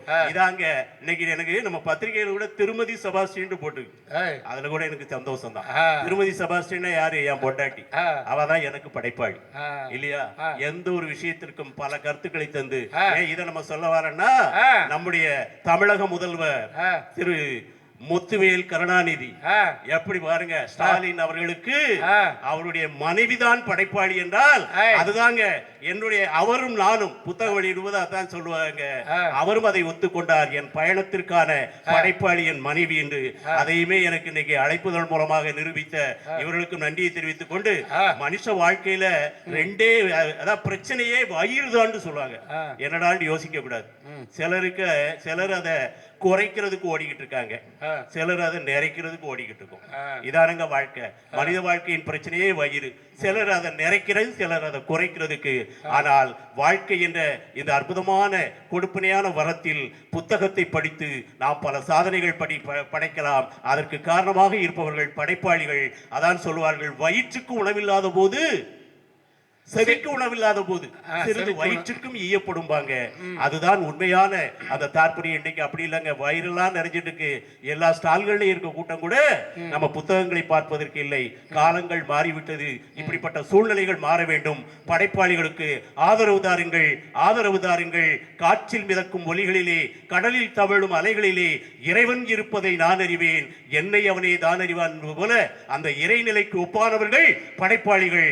அவர்களை வாழ்த்துவோம், உயர்த்துவோம். படைப்பாளிகள் தான் நிலைத்த இலக்கியங்களின் புகழுக்கு காரணம் என்று கூறி வாய்ப்பளித்தவர்கள் அனைவருக்கும் மீண்டுமாக நன்றி கூறி வருகின்றேன். நன்றி, வணக்கம். வணக்கம் நேயர்களே. ஆஹா, ரொம்ப அருமை. ஜவாஸ் நான் சொன்னார் வணக்கம் நேயர்களே அப்படின்னு. அந்த வார்த்தையை கேட்கறதுக்கு உண்மையிலேயே நான் தவங்க இருக்கேன். ரொம்ப நன்றி அண்ணன், நல்லா சிறப்பாக பேசிட்டீங்க. ரொம்ப சந்தோஷமா இருக்கு. ஐயா செல்வமணி ஐயாவுடைய படைப்புகள் எல்லாம் பற்றி ரொம்ப பெருமையாக சொன்னாங்க.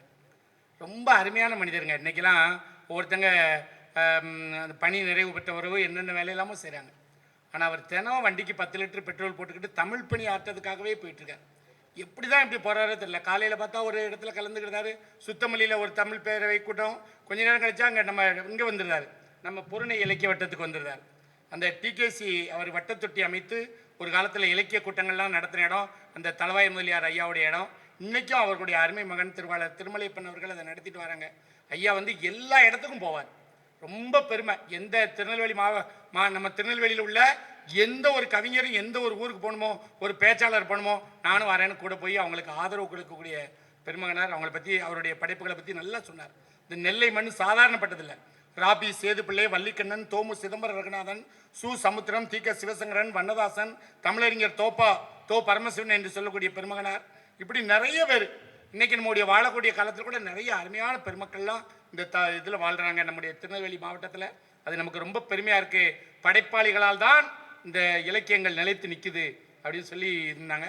அதுவும் அந்த நிலைத்து நிற்குது பார்த்தீங்கன்னா அழைப்பதில் நினைத்து நிற்கிறது அப்படின்னு இருக்குது. அது ஒரு சின்ன ஸ்பெல்லிங் மிஸ்டேக்னு கூட ஆனால் சொல்ல முடியாது. என்றைக்கும் நம்ம மனசில் நினைக்கக்கூடிய அளவுக்கு அந்த இலக்கியங்கள் இருக்குன்னா அதுக்கு படைப்பாளி தான் பேசியிருக்காங்க. அதுக்கெல்லாம் பதில் சொல்கிறதுக்கு என் அன்பு தங்கை திருமதி கோமதி கிருஷ்ணமூர்த்தி அவர்கள் வருகிறார்கள். நல்லா பேசுவாங்க அன்பு தங்கை. உங்கள்கிட்ட எல்லாம் பணிவான விண்ணப்பம், தயவுசெய்து நேரம் ஆயிட்டு தான். ஆனாலும் நான் கூட கார் வச்சுருக்கேன், வெகு தூரத்துக்கு யாரும் போனேன்னா கூட வீட்டில் கொண்டு விடுதேன். ஆமாம், யாரும் இது போகாமல் உங்களை அண்ணன் ஐயா நாதஸ்வர சக்கரவர்த்தி ஐயா மணிகண்டன் அவர்கள் கலைமாமணி விருது பெற்ற பெருமகன். அவரை நான் மனதார கேட்டுக்கிறேன். நல்லா பேசுவாங்க. கோமதி பேச்செல்லாம் நானே தவங்கிடந்து கேட்பேன். பேசுமா. மண்ணும் இமயமலையும் எங்கள் மலையே, கங்கையும் காவிரியும் பொருணையும் எங்கள் நதியே, எண்ணும் எழுத்தும் எங்கள் கலையே, தமிழும் தாயும் எங்கள் உயிரே, தாய் தமிழுக்கு என் தலை வணக்கம். தமிழுக்கு ஓர் கம்பன், நீதிக்கு ஓர் இளங்கோ, இந்த சபைக்கு ஒரு தென்றல், இந்த சபைக்கு ஒரு தென்றல், எங்கள் அணிக்கு சீராய் வெற்றி தேராய் ஆணி வேராய் இருக்கும் நடுவர் அண்ணன் அவர்களுக்கு என் அடுத்த வணக்கம். வணக்கம்மா. நெல்லையில் வற்றாத ஜீவநதியாம் தாமிரபரணியை போல வற்றாத இலக்கிய தாகம் கொண்ட இலக்கிய மாமேதைகள் அறிஞர்கள் அத்துணை பேருக்கும் என் நெஞ்சார்ந்த வணக்கங்கள். இலக்கியங்கள் காலத்தால் நிலைத்து நிற்பதற்கு காரணம் படைப்பாளிகளா படிப்பாளிகளா? அறிவுமதி தன்னுடைய கவிதையில் சொல்லியிருப்பாரு, புத்தகம் புத்தகம் வாசிப்பவர்கள் 2 முறை பிறக்கிறார்கள். புத்தகத்தை வாசிப்பவர்கள் 2 முறை பிறக்கிறார்கள். புத்தகம் எழுதினவங்க கூட 1 முறை தான் பிறக்கிறார்கள். ஆனால் அதை படிக்கும் படிப்பாளிகளுக்கு அது மறுஜென்மம். அது மட்டும் இல்லைங்க, நம்ம இலக்கியத்துல எத்தனை இலக்கியங்கள் எடுத்துக்கிட்டாலும், அதாவது இவங்க எல்லாம் சொன்னாங்க படைப்பாளிகளின் பெருமைகளை பத்தி. வெற்றி வேர்க்கை நூல்ல ஒரு வார்த்தை உண்டு, எல்லாருக்கும் தெரியும். எழுத்தறிவித்தவன் இறைவன். எழுத்தை எழுதியவன் இறைவன் சொல்லல, அந்த எழுத்தை மற்றவர்களுக்கு படித்து கொண்டு சேர்த்த வாசகன் படிப்பாளிகளை இறைவனோடு ஒப்பிடுகிறார். அதான் பாரதி சொன்னா, இன்னருங்கனி சோலைகள் செய்தல், இனிய நீர்த்தன் சுனைகள் எத்தல், அன்னசத்திரம் 1000 வைத்தல், ஆலயம் 10000 நட்டல், பின்னர் உள்ள தர்மங்கள் யாவும் பெயர் விளங்கி ஒளிர நிறுத்தல், அன்னையாவினும் புண்ணியங்கோடி ஆங்கோர் இலக்கிய எழுத்தறிவித்தல். சொல்லி கொடுக்குவேன், படிச்சுட்டு இன்னொருத்தனுக்கு சொல்லி கொடுக்கல, அவன் தான் இறைவன், அவன் தான் பெரிய தர்மசீலன். அதே வெற்றி வேர்க்கையில இன்னொரு அழகான செய்யுள் வரிகள் உண்டு. பெரியோர் எல்லாம் பெரியரும் அல்லர், சிறியோர் எல்லாம் சிறியரும் அல்லர், பெற்றோர் எல்லாம் பிள்ளைகள் அல்லர், உற்றார் எல்லாம் உறவினர் அல்லர், கொண்டார் எல்லாம் பெண்டிரும் அல்லர். நன்னெறி கருத்துகள் எல்லாம் பொதிந்த அந்த நூல். இதுல என்ன சிறப்பு தெரியுமா? எல்லா நூலும் புலவர்களால் எழுதப்பட்டது. இது ஒரு மன்னனால் எழுதப்பட்டது. அதிவீர ராம பாண்டியன் எழுதிய இந்த நூல் நருந்தொகைன்னு சொல்லுவாங்க. கோமதி, இந்த ஒரு இடைச்சல்களுக்கு மன்னிச்சுக்கோ. எங்க கடவுளே எழுதின ஒரு மொழின்னா அது தமிழ் மொழி தாங்க. கொங்குதேர் வாழ்க்கை அஞ்சிரை தும்பி காமன் செப்பாது கண்டது மொழிமன்னு ஒரு பாட்டு இருக்குல்ல, அது யாரு? சிவபெருமான் இறையனாரே எழுதினார். பெண்களுடைய கூந்தலுக்கு இயற்கையில மனம் உண்டா இல்லையான்னு அன்னைக்கே பட்டிமன்றம். மன்னன் செண்பக பாண்டியன் தான் அன்னைக்கு பட்டிமன்ற நடுவர். இயற்கையில அதுக்கு மனம் இருக்குன்னு நம்ம யார் வாதிடுதா? இறைவன் சிவபெருமான் சோமசுந்தர கடவுளே வாதிடுதார். இல்லை, மனம் இல்ல, வாசனை திரவியங்களை பூசிக்கொள்வதால் மட்டுமே பெண்களுடைய கூந்தலுக்கு மனம் உண்டுன்னு தமிழ் தலைமை புதல்வன் நக்கீரன் வாதிடுதாங்க. அன்னைக்கே நடந்திருக்கு மதுரையில பட்டிமன்றம். முதல் பட்டிமன்றம். இனிமையான இலக்கியங்களை படித்து அதை மக்களுக்கு கொண்டு சேர்ப்பவர்கள் படிப்பாளிகள். விவேக சிந்தாமணி, விவேக சிந்தாமணி நூலை எழுதியவர் யார் என்ற ஆசிரியர் தெரியாது, ஒருத்தருக்கும் தெரியாது. இதுல என்ன தெரியுமாங்க? 27 புலவர்கள் சேர்ந்து 28 பாட்டு எழுதிருக்காங்க, அவ்வளவுதான், வேற ரொம்ப கிடையாது விவேக சிந்தாமணியில. ஆமா, அதுல ஒரு பாடல் நமக்கு இந்த திரைப்படத்துல எல்லாம் கேள்விப்பட்டிருப்போம். கல்லானாலும் கணவன், புல்லானாலும் புருஷன், பல்லானாலும் பருக்கை, சொல்லானாலும் சுருதி, இல்லானாலும் இல்லம், அல்லானாலும் அறம், எல்லானாலும் ஏகம்பம். அப்ப இந்த மாதிரி பாடல் வரிகளை நாம படித்து மற்றவர்களுக்கு கொண்டு செல்வது யார்? படிப்பாளிகள். இப்ப ஒரு பாட்டு, அதுல ஆபத்துக்கு உதவாத பிள்ளை, அரும்பசி தீர்க்காத அன்னம், தாகத்தை தீர்க்காத தண்ணீர், தரித்திரம் அறியாத பெண்டீர், கோபத்தை அடக்காத வேந்தன், குறுமொழி கொள்ளாத சீடன், பாவத்தை தீர்க்காத தீர்த்தம், பயனில்லை ஏழும் தானே. எவ்வளவு எளிமையா இருக்கு பாருங்க. பிள்ளைனா ஆபத்துக்கு உதவணும், சில பேர் உதவ மாட்டேங்கல்ல. அன்னைக்கு ஒரு தவப்பேன் சின்ன மவனை எழுப்புதான், எல்லா அப்பாவுக்கு வயிறு வலிக்கல, இந்த மெடிக்கல்ல போய் ஒரு மாத்திரை வாங்கிட்டு வரலன்னா போக மாட்டேங்கான். இந்நேரம் போனால் மெடிக்கல் இருக்குமோ இருக்காதவங்க, இல்லை போல மெடிக்கல் இருக்கல, மெடிக்கல் இருந்தாலும் அங்கே வயிற்றுவலி மாத்திரை இருக்குமோ இருக்காதவங்க. போடா, வயிற்றுவலி மாத்திரை இல்லாமலாடா மெடிக்கல் இருக்கும் போடா, இருந்தாலும் உமக்குன்னு கேட்டால் அவன் தருவானோ மாட்டானோங்க. விற்கிறதுக்கு தாமல வச்சிருக்கான், எவன் கேட்டாலும் கொடுப்பான் போல, அப்படியே தந்தாலும் வாங்கி கொண்டு கொடுத்தா உனக்கு வயிறு வலி தீர்மோ தீராதவங்க. இல்லை வாங்கிட்டு வா, தின்னுட்டு நான் வயிற்று வலி தீர்ந்தாலும் தீர்தில்லை, நான் தீர்ந்து போகிறேன், வாங்கிட்டு வரேன். அதுக்கு அவன் சொல்கிறான், நீ நல்லா இருக்கா, உனக்கு அவன் மெடிக்கல் இருக்கான்னு பார்த்து அங்கே மெடிக்கல் இருந்து வயிற்று வலி மாத்திரை இருந்து உனக்குன்னு கேட்டு அவனுக்கு தந்து வாங்கி கொண்டாந்து கொடுத்து தின்னுட்டு சாவதை விட இப்போமே செத்து தொலைங்க. அப்போ இவனை என்னத்துக்கு பிள்ளைன்னு நம்ம பெறணும்? அதான் சொன்ன, ஆபத்துக்கு உதவாத பிள்ளை, அரும்பசி தீர்க்காத அன்னம், தாகத்தை தீர்க்காத தண்ணீர், தரித்திரம் அறியாத பெண்டீர், கோபத்தை அடக்காத வேந்தன், குறுமொழி கொள்ளாத சீடன், பாவத்தை தீர்க்காத தீர்த்தம், பயனில்லை ஏழும் தானே. விவேக சிந்தாமணியில் இருக்கு. எப்படி நூலுங்க எங்க, நான் ஒரு பெருமையை சொல்ல, தமிழனா பிறந்ததுக்கு நான் ரொம்ப பெருமைப்படுதேங்க. சில நேரத்தில் கண்ணீர் வருது சில படைப்பாளிகளுடைய படைப்பை படிக்கும்போது. இந்த நூலுடைய ஆசிரியர் பெயர் நமக்கு தெரியாது, ஆனா இந்த பாடல்கள் இன்றும் நிலைத்து நிற்பதற்கு காரணம் படிப்பாளிகள். அது மட்டுமல்லாமல் சீர்காழி ரா அரங்கநாதன் இந்திய நூலக அறிவியலின் தந்தை. இவர் என்ன செஞ்சாருனாங்க, மாட்டு வண்டி நூலகம், அதாவது நூலகத்துல எல்லாரும் வந்து படிக்க முடியாதுங்கிறதுக்காக குக்கிராமங்களுக்கு மாட்டு வண்டியில புத்தகத்தை எடுத்துட்டு போய் அங்க உள்ள மக்களுக்கு கொடுப்பாராம். அவர் சொல்றது என்னன்னா, நூலகத்தை தேடி வாசகன் வராவிட்டால் வாசகனை தேடி நூலகம் வரும்னு சொன்னாராம். அப்போ இப்பேற்பட்ட அன்னைக்கு குக்கிராமங்கள் எல்லாம் புத்தகங்கள் போச்சு, இன்னைக்கு குக்கிராமங்கள் எல்லாம் கிக்கு கிராமங்களா மாறிக்கிட்டு இருக்கு. இன்னைக்கு எல்லாமே படிப்பாளிகளால் மாறும். அதாவது ஒண்ணும் இல்லைங்க, ஒரு புத்தகம் காலாவதியானதா காலத்தால் நிலைத்து நிற்பதான்னு முடிவு செய்வது, விமர்சிப்பது படைப்பாளியின் கையில் இல்லை, படிப்பாளியின் கையில் இருக்கிறது. ஒண்ணு இல்ல, நம்ம மகாகவி பாரதியாருடைய இந்தியா பத்திரிகையை 1906ஆம் ஆண்டு பிரிட்டிஷ் அரசு வந்து தடை செய்தது, தமிழ்நாட்டுல வெளியிடக்கூடாதுன்னு. பாரதி புதுச்சேரியில அதை வெளியிட்டார். நம்ம தமிழ் மக்கள் தங்கள் உயிரை பணைய வைத்து அந்த பத்திரிகையை வாங்கி படித்தார்கள் என்றால் அந்த வேட்கை, படிக்க வேண்டும் என்ற ஆர்வம் படிப்பாளிகளால் தான். அதாவது ஒண்ணு இல்லைங்க, நிறைய புத்தகங்களை சில நாடுகள்ல தடை பண்ணாங்க. மேக்சிம்ங்கிற ஒரு எழுத்தாளர், கார்கிங்கிற ஒரு எழுத்தாளருடைய தாய்ங்கிற ஒரு நாவல், அது ரஷ்யாவுல தொழிலாளருடைய எழுச்சி, அதாவது தொழிலாளர்களுடைய ஒற்றுமை எழுச்சி, அதைய பத்தி வீரமா பேசுற நாவல்ங்கிறதுனால அதை தடை பண்ணிட்டாங்க. ஜார் மன்னன் தடை பண்ணார். ஆனா அங்க உள்ள தொழிலாளர்கள் ஒருத்தருக்கு ஒருத்தர் ஒன்று கூடி ஒவ்வொருத்தர் செவி வழியே அந்த செய்திகளை கடத்தி 1917க்கு முன்னாடி, ரஷ்ய புரட்சிக்கு முன்னாடி பல லட்சம் கையெழுத்து பிரதிகளாக வாசகர்கள் அந்த புத்தகத்தை வெளியிட்டார்கள். அதாவது ஒண்ணு இல்ல, ஏன் தடை பண்றாங்க புத்தகத்தை? ஏன் தடை பண்றாங்க தெரியுமா? படைப்பாளிகளுக்கு பயந்து இல்ல, படிப்பாளிகளுக்கு பயந்து.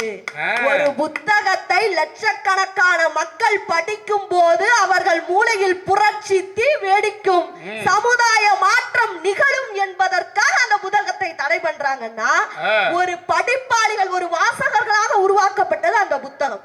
அது மட்டும் இல்ல, அலெக்சாண்ட்ரியா நூலகம், எகிப்துல அலெக்சாண்ட்ரியா நூலகம் தீப்பற்றி எரிஞ்சது, போர்னாலையும் மதவெறினாலையும். அந்த நூலகத்துல 7,03,000 புத்தகம் முதற்கொண்டு அந்த நூலகத்துல இருந்ததுங்க. அவ்வளவும் பல அறிஞர்களுடைய வாழ்க்கை வரலாறு இருந்துச்சு. அந்த நூலகத்துல எரிட்டோதீனஸ்ங்கிற ஒரு அறிஞர் பூமி சுற்றளவு எப்படி அப்படின்னு கண்டுபிடிக்கிறத எழுதி அதோடைய மூல புத்தகத்தை வச்சிருந்தார். ஆனா அது கிடைக்கல.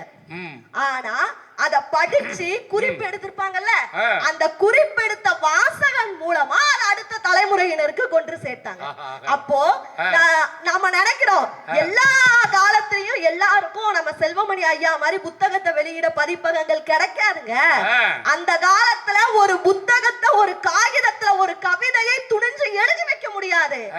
அத ஒவ்வொரு ரசிகர்கள், ஒவ்வொரு படிப்பாளிகள் அந்த காகிதத்தெல்லாம் சேகரிச்சு ஓலைச்சுவடிகளை சேகரித்த ஊவேசா மாதிரி, கம்பனுடைய காவியத்தை ஆய்வு செஞ்ச வாவேசு ஐயர் மாதிரி, தாமோதரன் 500 ஓலைச்சுவடியா இருந்துச்சுங்க, பிரிக்க முடியாம இருந்துச்சு.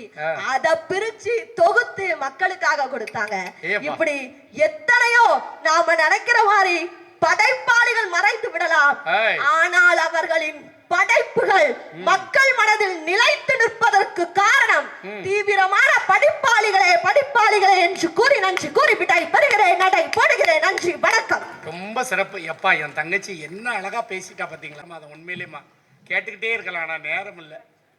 நல்ல பேச்சாளர் என் அன்பு தங்கை கோமதி கிருஷ்ணமூர்த்தி அவர்களுக்கு என்னுடைய அன்பான நன்றியையும் நான் வணக்கத்தையும் தெரிவிச்சுக்கிறேன். அவளை பாராட்டி எல்லாரும் ஒரு பலத்த கைதட்டு கொடுங்க. ரொம்ப சிறப்பா நல்லா கைத்தட்டி பாராட்டணும். உண்மையிலேங்க நீங்கள் உட்கார்ந்துருக்கவங்களெல்லாம் ரொம்ப நான் மனசார நேசிக்கிறேன். வாழ்க்கையில் நான் ரொம்ப நன்றி கடன் பட்டிருக்கேன் உங்களுக்கு. ஏன்னா 9 மணிக்கு பிறகு ஒரு பட்டிமன்றம் நடத்துறதுக்கு வாய்ப்பு கொடுக்கும்போது நீங்கள் இருக்கிறனால தானேங்க, இப்போ நீங்கள் இருக்கிறனால தானே பட்டிமன்றம் பேச முடியுது. அதே வச்சோம் இல்லையா? அப்போ நீங்கள் கேட்குறவங்க இருந்தால் தானே பேசுறவங்களுக்கு மதிப்பு. இப்போ சமையல் பண்ணி பரிமாறுதாங்க, சாப்பிட்றதவங்க ருசிச்சு சாப்பிடணும்லாங்க. சில பேர் சோறு திங்கிறத பார்த்தீங்கன்னா கொத்தனார் சாந்த குழச்சி செவுத்தில் அடிக்க மாதிரி சோத்தை குழச்சி வயிற்றுல அடிப்பான். அப்போ அவனுக்கு ரசம் வச்சு கொடுத்தாலும் ஒன்று தான், நாய்க்கு விஷம் வச்சு கொடுத்தாலும் ஒன்று தான். அப்படி தானே? அவனுக்கு என்னத்தை கொடுத்து என்ன செய்ய, எல்லாத்தையும் அவன் அப்படி தான் திம்பான். ஆனால் கேட்குறேன், நீங்கள் நல்லா கேட்குறீங்க. கொஞ்சம் பேர் இருந்தாலும் இந்த பாருங்க, அருமையாக வந்துட்டாங்க என்னுடைய அன்பு தம்பிகள். எப்பா, உங்களையும் நம்பியிருக்கேன் ராஜா, நல்லா இருப்பிய. அந்த மஞ்சள் ஆடை அணிந்த மகத்துவம் வாய்ந்த என் அன்பு மாணவர்கள் எல்லாரும் வந்து உட்காருங்க. ரொம்ப சந்தோஷமா இருக்கு. வழக்கறிஞர் எங்கள் மதார் மாமா அவர்கள் வந்திருக்காங்க. ரொம்ப பெருமிதமாக இருக்குது. உண்மையிலே ரொம்ப சந்தோஷம். நான் உங்கள் பேரை அப்போவே எழுதி வச்சுருந்தேன். ஆனால் நீங்கள் எங்கே இருக்கீங்கன்னு பார்த்தேன், காணலை. மாமா இல்லைன்னு நினச்சேன், மாமா வந்துட்டீங்க. ரொம்ப மகிழ்ச்சியாக இருக்குது, ரொம்ப சந்தோஷம். எல்லாம் இப்போ நம்ம பாரதி பேசணும். இப்போ நிறைவு பேச்சாளர் இந்த பக்கம், இந்த அணியில். ஆமாம், உண்மையிலே பாரதி இப்போ அவ்வளோ நான் பாட்டு தரத்தாலே இந்த வையத்தை பாலித்திட செய்த பாரதி இந்த பாரதி தான். அந்த பாரதியும் உண்டு, இந்த பாரதியும் உண்டு. அவள் அப்பா பூவை ராஜன்னு பெரிய பட்டிமன்ற நடுவர். இந்த பொண்ணு 8 வயசு படிக்கும் போதே சின்ன பொண்ணா இருக்கப்பவே என்ன செஞ்சாங்க, பேச்சாளரை வந்து இன்னைக்கு தமிழ்நாடு முழுக்க பேராசிரியர் ஞானந்த சம்பந்தன் அவர்களோட நிறைய பட்டிமன்றங்களில் பயணிக்கிறாங்க. மும்பை தமிழ்ச்சங்கத்தில் பேசுறதுக்கு போறாங்க. பிப்ரவரி மாதம் 13ஆம் தேதி போயிட்டு 15ஆம் தேதி வந்துருங்க நம்ம பட்டிமன்றத்துக்கு. அப்படி போவாங்க. நல்ல நிறைய பட்டிமன்றங்களுக்கு அவங்க போறாங்க. என்னை மதிச்சு வந்திருக்காங்கன்னா அது ரொம்ப பெருமை. வாங்கம்மா.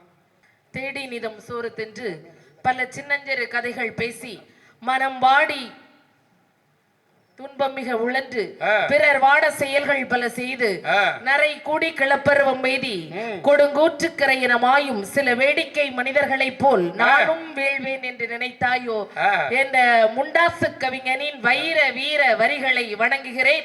அறிவார்ந்த நடுவர் பெருந்தகை உள்ளிட்ட இந்த அவையையும் சான்றோர் பெருமக்களையும் வணங்குகிறேன். என்னுடைய விவாதத்தை துவங்குகிறேன். நடுவர் அவர்களே, நமக்கு இன்னைக்கு அற்புதமான ஒரு தலைப்பு, இலக்கியத்திற்கு பெருமை சேர்ப்பது படைப்பாளியா படிப்பாளியா? இதுதான் தலைப்புல பேசக்கு இன்னைக்கு கொடுத்து வச்சிருக்கு. தினம் ஆண்களா பெண்களா கொத்தனாரா நாத்தனாரா அப்படி பேசிக்கிட்டு இருக்கோம். இன்னைக்குதான் ஒரு நல்ல தலைப்பு. அதாவது படிப்பாளி அப்படின்னு சொல்லக்கூடியவங்க யாருன்னு சொன்னா, வரலாற்றை வந்து அப்படியே பார்த்து கொண்டு போனவர்கள் தான் படிப்பாளி. வந்துகிட்டு போனவங்க வழிபோக்கர்கள். ஆனால் அந்த வரலாற்றையே தந்து போனவர்கள் தான் நடுவர் அவர்களை படைப்பாளி. படிப்பாளிகள் என்பவர்கள் வந்து போனவர்கள், ஆனா தந்து போனவர்கள் யாரு? என்ன பேச்சு? அதுதான் படைப்பாளி. அதாவது படைப்பாளி வந்து இன்னைக்கு மக்கள் மனதுல நிலைத்து அப்படி நிக்கிறாங்கன்னு சொன்னா அதுக்கு காரணம் படிப்பாளி அப்படின்னு சொன்னாங்க. எங்களுடைய படைப்பாளர்களின் படைப்பு பார்க்கிறதுக்கு முதல் பக்கத்திலே அந்த புக்க படிக்கிறதுக்கு தூண்டி இருக்கு எதிரணியை சார்ந்த சகோதரி சித்ரா அவர்களுக்கு. அப்போ முதல் பக்கத்திலே என்னுடைய படைப்பாளி அவங்க மனதை கவர்ந்துட்டார் நடுவர் அவர்களே. அவங்க மனதை கவர்ந்தாதான் நிக்க முடியும். அப்ப யாரு? படைப்பாளி தான் முதன்மையானவர்கள் நடுவர் அவர்களே. இல்லன்னு சொல்லி மறக்க முடியுமா? பாரதி இன்னைக்கு நிலைத்து நிக்கிறாருன்னா பாரதி என்ன சொன்னாரு? நமக்கு தொழில் கவிதை, நாட்டுக்கு உழைத்தல், இமை பொழுதும் சோறாதிருத்தல், நமக்கு தொழில் கவிதை தான் அப்படின்னு சொல்லிட்டாரு. அன்னைக்கெல்லாம் பெண்கள் எல்லாம் வீட்டுக்குள்ள அடக்கி ஒடுக்கி வைத்திருந்தாங்க. இன்னைக்கு நாங்க பேச்சாளர்கள் அப்படிங்கிற ஒரு அந்தஸ்தோட வந்து நிக்கிறோம். அந்த ஒரு பெண் பேசுனா என்ன ஆகும் அப்படிங்கறத அன்னைக்குள்ள நீதி வெண்பால அழகா சொன்னாங்க. பெண்ணொருத்தி பேசின் பெரும் பூமி தானதிரும், பெண் இருவர் பேசின் விழும் விண்மீன்கள், பெண் மூவர் பேசின் கடல் அலை சுவரும், பெண் பலர் பேசின் என்னவாகுமோ அப்படி சொன்னாங்கன்னா காரணம் என்னங்க? பொம்பளங்கவா அன்னைக்கு நல்லா பேசியிருக்கா, இன்னைக்கு நல்லா பேசியிருக்கான்னு அர்த்தம். எல்லாரும் இந்த அரங்கத்துல தலைவரை பெண் பேச்சாளர்களை தான் விரும்புறாங்க. சில இடத்துல ஆண் பேச்சாளர்கள் எத்தனை வருவாங்கன்னு கேட்க மாட்டேங்காங்க. நீங்க பெண்களை எத்தனை பேரை கூட்டு வருவீங்க அதாங்க கேக்குறாங்க நிறைய ஊர்கள். ஆமா, பெண் பேச்சாளர்கள். ஆமா, அதான் அதுக்கு. ஆமா, சொல்லு. பெண்ண சும்மாவா? பெண் என்பவள் பேணும் தன்மையுடையவள். அந்த பேணும் தன்மை எதுன்னு என்னுடைய இலக்கியத்துல படைப்பாளி கொடுத்தான் பாருங்க. அலங்கரித்தல், அறிதல், புரிதல், கருதுதல், பாதுகாத்தல், பொருட்படுத்துதல், போற்றுதல், ஓதல், உட்கொள்ளுதல், உபசரித்தல். இத்தகைய பேணும் தன்மையுடையவள் பெண் சொல்லி தந்ததே ஒரு படைப்பாளி நடுவர் அவர்களே. அந்த பெண்ணுக்கு மனைவி அப்படிங்கிற ஒரு பெயர் உண்டு. அந்த மனைவிங்க ஒற்றை வார்த்தைக்கு என்னுடைய தமிழ் இலக்கியம் எத்தனை பேர் தந்திருக்கு தெரியுமா? துணைவி, கடகி, கண்ணாட்டி, கற்பாள், காந்தை, வீட்டுக்காரி, கிருகம், கிளத்தி, குடுமினி, பெருமாட்டி, பாரியாள், பொருளாள், இல்லத்தரசி, பதுகை, வாழ்க்கை, வேட்டாள், விருந்தனை, உவி, சாணி, சீமாட்டி, சூரியை, சயோகை, தம்பிராட்டி, தம்மை, தாட்டி, தலைமகள், தாரம், நாச்சி, பறவை, பெண்டு. இத்தனை பேர் ஒரு மனைவிங்க ஒரு ஒற்றை பெயருக்கு. ஒண்ணு இவ்வளவு பெண். எங்களுக்கெல்லாம் முண்டக்கண்ண, எழுச்சவாயன், கொம்பேரி முக்கன், மலையூர் மம்பட்டியா, அழகுக்கு தானே நடுவர் அவர்களே அழகு சேர்க்க முடியும்.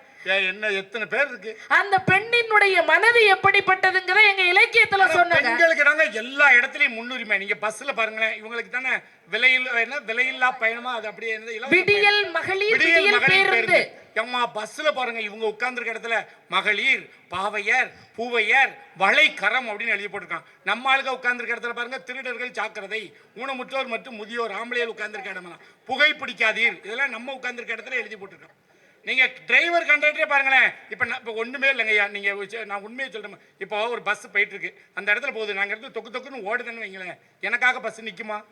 நீங்க கொஞ்சம் கற்பனை பண்ணி பாருங்க. இதே பாரதி ஓடட்டும், அந்த பஸ் போவே மாட்டான், ஆஃப் பண்ணி போட்டுருவான். இந்த அம்மா வரட்டும் பாரு பார்த்துக்கணும் அப்படின்ட்டு. அது இங்க இருந்து ஓடினா போதும், அங்க இருந்து ரோட்ல பார்த்தாலே வண்டி நின்றும். பார்த்திருக்கீங்களா? நான் கிட்ட போய் மறைச்சா கூட நிக்காது, ஓடும். நான் தொக்க தொக்க தொக்க தொக்கன்னு போய் ஏறுவேன். ஏறி தொலைமலை சாவு கரைக்கு எதுக்கு ஓடியார? அடுத்த பஸ் வருதுல்ல, எதுக்கு இதுல தான் ஏறி இப்ப கிளிக்க போறேன், அமெரிக்காவுக்கா போறேன், அடுத்த பஸ்ல வாயேன். 1008 ஏச்சி ஏசுவான். ஆனா அந்த பெண்கள் பஸ்ஸுக்கு கையை கூட காட்டான்றான். அப்படி பேனு கடிக்குன்னு தலையை சொரிஞ்சாலும் போதும், ஊச்சுன்னு பறைய கடிச்சு அவன் முன்ன கொண்டு நிப்பாட்டிடுவான். இவன் அப்படி படியில கால வைப்பா, கண்டக்டர் குதிச்சு ஓடியாருவான். யாருமா அம்மா யாருமா மெதுவா ஏத்துவான். இவன் படியில கால வச்சு 2வது படியில கால வச்ச உடனே டிரைவர் கேர்ல இவரை பிடிச்சி இப்படி ஆட்டுவான், வண்டி இப்படி குலுங்கும். உடனே கண்டக்டர் அடித்தொண்டையில இருந்து குரல் எடுத்து கத்துவான். ஆளை யாருதா அவன், என்ன அவசரம், கீழே விழுந்தா யார் பதில் சொல்லுதா? எது இவா கீழே விழுந்தா மட்டும் பதில் சொல்லுவான். அப்ப நாங்களாம் என்ன அனாமதைய பேர் வழியா? நம்ம கீழே விழுந்தா பதில் சொல்லுறது கிடையாது. அவன் இப்படி 2வது படி 3வது படியில கால வச்சு உள்ள போனோன்னு பாருங்க, கண்டக்டர் வேலை முடிஞ்சிடும், டிரைவர் வேலை ஆரம்பிச்சிடும். முன்ன வாமா முன்ன வான்னு கூப்பிடுவான். பாத்துருக்கீங்களா? நீங்க டிரைவர் கிட்ட 15 சீட்டு சும்மா இருந்தாலும் ஆம்பளை உட்கார விட மாட்டான். பின்னாடி போவே ஓ மூஞ்ச பார்த்துக்கலாம் வண்டி ஓட்ட முடியாதுன்னா. அது பெண்களுக்குன்னு ரிசர்வ் பண்ணி வச்சிருக்கான். பார்த்துருக்கேன் நிறைய டிரைவர்கள். சில குறிப்பிட்ட பெண்கள் போனா மெனக்கிட்ட அவன் சாப்பாடு பையை தூக்கி வச்சோ அல்லது துண்டை போட்டோ சீட்டு பிடிச்சி அவளை உட்கார வச்சு தான் வண்டி எடுக்கான். எடுத்துக்கிட்டு பப்பாய் பப்பாய் ஆறு அடிச்சுக்கிட்டு வட்டா அங்க சுத்துதான் அங்க சுத்துதான். நடுவர்களே 10 நிமிடம் முடிந்து விட்டதா நடுவர்களே? டைம் கொடுக்காது, டைம் முடித்து விட. அதாவது பெண்களுக்கு இந்த காலம் இல்ல, அந்த காலம் தொட்டே எங்களுக்கு மரியாதை இருக்கு. ஒரு காலத்துல எங்களை சின்ன பாடா படுத்துனீங்க. அதனாலதான் பாரதி சொன்னாரு, அடுப்பூதும் பெண்களுக்கு படிப்பதற்குன்னு அடக்கி வைத்தது அந்த காலம். ஆட்டும் களத்திலேயே நின்று போராடுறோம் நாங்க பெண்கள் இந்த காலம். நடுவர்களே சட்டங்கள் ஆள்வதும் சட்டங்கள் செய்வதும் பாரினில் பெண்கள் நடத்த நேர்கொண்ட பார்வை நிமிர்ந்த நன்னடை, யாருக்கும் மஞ்சாத நெறிகளும் நிலத்தில் யாருக்கும் மஞ்சாத நெறிகளும் தெளிந்த ஞான செருக்கும் இருப்பதால் செம்மை மாந்தர் திரும்புவதில்லை என்று சொன்ன புதுமை பெண்ணாட்டு இன்னைக்கு உருவெடுத்து இருக்கிறோம் சொன்னா அது அன்னைக்கு பாரதிங்கிற ஒரு படைப்பாளி சிங்கப்பெண். ஆணுக்கு மட்டும்தான் மீசை உண்டா, பெண்ணுக்கு மீசை உண்டுன்னு சொல்லி இந்திய கவிஞர் தாரா பாரதி அற்புதமா சொன்னாரு. தாழ்த்தி வைக்கும் தேசம் உன்னை தாழ்ந்து போகாதே, வாழ்த்திடுமே இந்த வையகமும் உன்னை தாழ்பணிந்து புலியாய் மாறும் பெண்ணே புருவமும் உனக்கு மீசையடின்னு சொன்னாரு. அந்த பொண்ணுதான் சிங்கப்பெண். சிங்கப்பெண்ணே சிங்கப்பெண்ணே ஆணினமே உன்னை வணங்குமே, நன்றி கடன் தீர்ப்பதற்கே கருவிலே உன்னையே ஏந்துவேன். நடுவர்களே உங்களுக்கு அத்தி மலர் தெரியுமா? அத்தி மலர் நான் பார்த்தது இல்ல. ஆனா நம்ம ட்ரை பண்ணா அது எப்பாவது ஒருக்கா பூக்க பாத்துறலாம். காகத்துல கூட வெண்மை நிறமுடைய காகத்தை பாத்துறலாம். கடல்ல போகக்கூடிய மீன் கூட எந்த பதத்துல ஓடுதுன்னு அந்த தடத்தை கூட பாத்துறலாம்.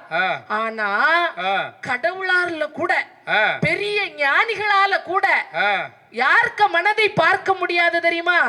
பெண்களாகி எங்க மனசுல என்ன இருக்குன்னு தெரியாதுங்க. அது அப்படியே இலக்கியத்துல கொண்டு வராங்க பாருங்க. அத்தி மலரும் அருங்காக்கை வெண்ணிறமும் கத்து புனல் மீன் பதமும் கண்டாலும் பித்தரும் காணார் தெரியர் கடவுளரும் காணார் மானாள் விழியால் மனம் அப்படின்னு சொன்னா எங்க ஆம்பளைகள்லாம் மயங்கி தூரத்தில் மயிலிறகால் தொட்டவளும் நீதான், என் பக்கத்தில் அக்கினியால் சுட்டவளும் நீதான், காதலுக்கு கண் திறந்து வைத்தவளும் நீதான், நான் காதலித்தால் கண்மூடி கொண்டவளும் நீதான், பருவத்தின் தோட்டத்தில் முதிர்பூவும் நீதான், என் பாலைவனம் கண்டிட்ட முதல் மலையும் நீதான், சித்தத்தினால் கொண்ட பித்தத்தினால் எந்த ரத்தத்தினால் காதல் யுத்தத்தினால் கவிதை எழுதி வைத்தேன் தோழி, இரு கண்ணிருந்தால் வாசித்து போடி, கண் பார்த்ததும் கண்டை கால் பார்த்ததும் உன்னை பெண் பார்த்ததும் தள்ளி பின் பார்த்ததும் சுட்டாலும் மறக்காத நெஞ்சம் முற்றும் சொல்வதற்கு தமிழுக்கு பஞ்சம், உண்டென்று சொல் இல்லை நில்லென்று கொல், வா என்று சொல் இல்லை போ என்று கொல், நீ உண்டென்றால் உள்ளதடி சொர்க்கம், நீ இல்லை என்றால் இடுகாடு பக்கம், கண்டிப்பதால் என்னை தண்டிப்பதால் தலையை துண்டிப்பதால் தீராது என் காதல் என்பேன், நீ தீ அள்ளி தின்ன சொல் தின்பேன், உன்னையும் என்னையும் இணைப்பது காதல், உலக பந்தியின் உயிர்தான் காதல், ஊசி முனையின் காதுக்குள்ளே ஒட்டகத்தை நுழைப்பது காதல், காதின் ஓரம் நரைத்தும் கூட இளமை சுண்டி இழுப்பது காதல். இந்த காதல் இந்த கால படைப்பாளி வைரமுத்துவின் காதல். ஆனா இந்த காதல சங்க இலக்கியத்துல என்ன சொன்னோம் தெரியுமா? யாயும் யாயும் யாராகியரோ எந்தையும் நுந்தையும் எமுறை கேளீர், யாயும் நீயும் எவ்வளி அரிதும் செம்புல பெயர் நீர் போல அன்புடன் தாம் நெஞ்சன் கலந்த வந்தனவேன்னு சொல்லி கொடுத்தோமே. ஒரு கணவன் மனைவிக்கு அன்பு எப்படிப்பட்டது? நிலத்தினும் பெரிதே, வானினும் உயர்ந்தண்டு, நீரினும் ஆறளவின்றே சாரல், கருங்கோட் குறிஞ்சி பூக்கொண்டு பெருந்தேர் இழைக்கும் நாடனோடு நட்பே. இப்படிப்பட்ட காதல், இப்படிப்பட்ட லவ் எல்லாம் ஒரு படைப்பாளி சொன்னதுனாலதானே நான் இங்க வந்து சொல்லிட்டு இருக்கேன். என் இலக்கியத்திலே சிறந்து விளங்கிய காலம் அப்படின்னு சொன்னா பக்தி இலக்கிய காலம். பெரிய புராணத்துல அப்பூதி அடிகள் யாரை ரொம்ப பக்தி பூர்வமா நேசிப்பாருன்னு சொன்னா திருநாவுக்கரசர். திருநாவுக்கரசர் பேரை வைத்தே மூத்த திருநாவுக்கரசு, இளைய திருநாவுக்கரசுன்னு பேர் வச்சிருப்பாரு. அதுல அந்த மூத்த திருநாவுக்கரசு அப்பூதி அடிகளுக்கு விருந்து உபசரணை செய்யறதுக்காக வாழை தோட்டத்துல போய் வாழைத்தோப்புல போய் இலை வெட்ட போகும் நேரம் நாகப்பாம்பு தீண்டி பலியாகிருவாரு. அப்படித்தானே? இறந்து போன குழந்தைய வச்சுட்டு விருந்து உபசரணை செய்ய போனாங்க அந்த காலத்துல. ஆனா அந்த குழந்தை எங்கன்னு கேக்குறாரு திருநாவுக்கரசர். குழந்தை எங்கன்னு சொல்றாங்க. கடைசியா இறந்து போன தகவலை சொல்லிட்டாங்க. இறந்த குழந்தைய வீட்டுக்குள்ள வச்சுக்கிட்டு நான் எப்படி விருந்து சாப்பிடுவேன் அப்படின்னு சொல்லி அந்த திருநாவுக்கரசர் பாடிய பதிகமாட்டு சேக்கிழார் பெரிய புராணத்துல அற்புதமா சொல்லியிருப்பாரு. ஒன்று கொல்லாம் அவர் சிந்தை உயர்வரை, ஒன்று கொல்லாம் உயரும் மதி சூடுவர், ஒன்று கொல்லாம் இரு வெண்தலை கையது, ஒன்று கொல்லாம் அவர் ஊர்வதுதானே, இரண்டு கொலாம் இமையோர் தொழுபாதம், இரண்டு கொலாம் இலங்கு குலை பெண்ணான், இரண்டு கொலாம் உருவம் சிறு மான்மழு, இரண்டு கொலாம் அவர் எய்தினதாமே, பத்து கொலாம் அவர் பாம்பின் கண் பாம்பின் பல், பத்து கொலாம் எயிரும் நெறிந்து உக்கன, பத்து கொலாம் இரு காயப்பட்டான் தலை, பத்து கொலாம் அடியார் செய்கைதானே. எங்க படைப்பாளி கொடுத்த படைப்பு அந்த நாகமே வந்து விஷத்தை எடுத்து போட்டுட்டு போயிட்டுன்னு சொன்னா அதுதான் நடுவர் அவர்களை படைப்பாளிக்கு இருக்கக்கூடிய அருமை. திருவேங்கடத்துல இருக்க வேங்கட பெருமான நமக்கு பார்க்கணும்னு சொன்னா, ஆனா ஒரு பெரிய அரசர் குலசேகர ஆழ்வார், ஆனா அரச பதவியே துறந்து அந்த ஐயனுடைய அருள் மட்டும் எனக்கு போதும்னு சொல்லி எப்படி பாடினார் தெரியுமா? அழகா பாடினாருங்க, சூப்பரா பாடினாருங்க.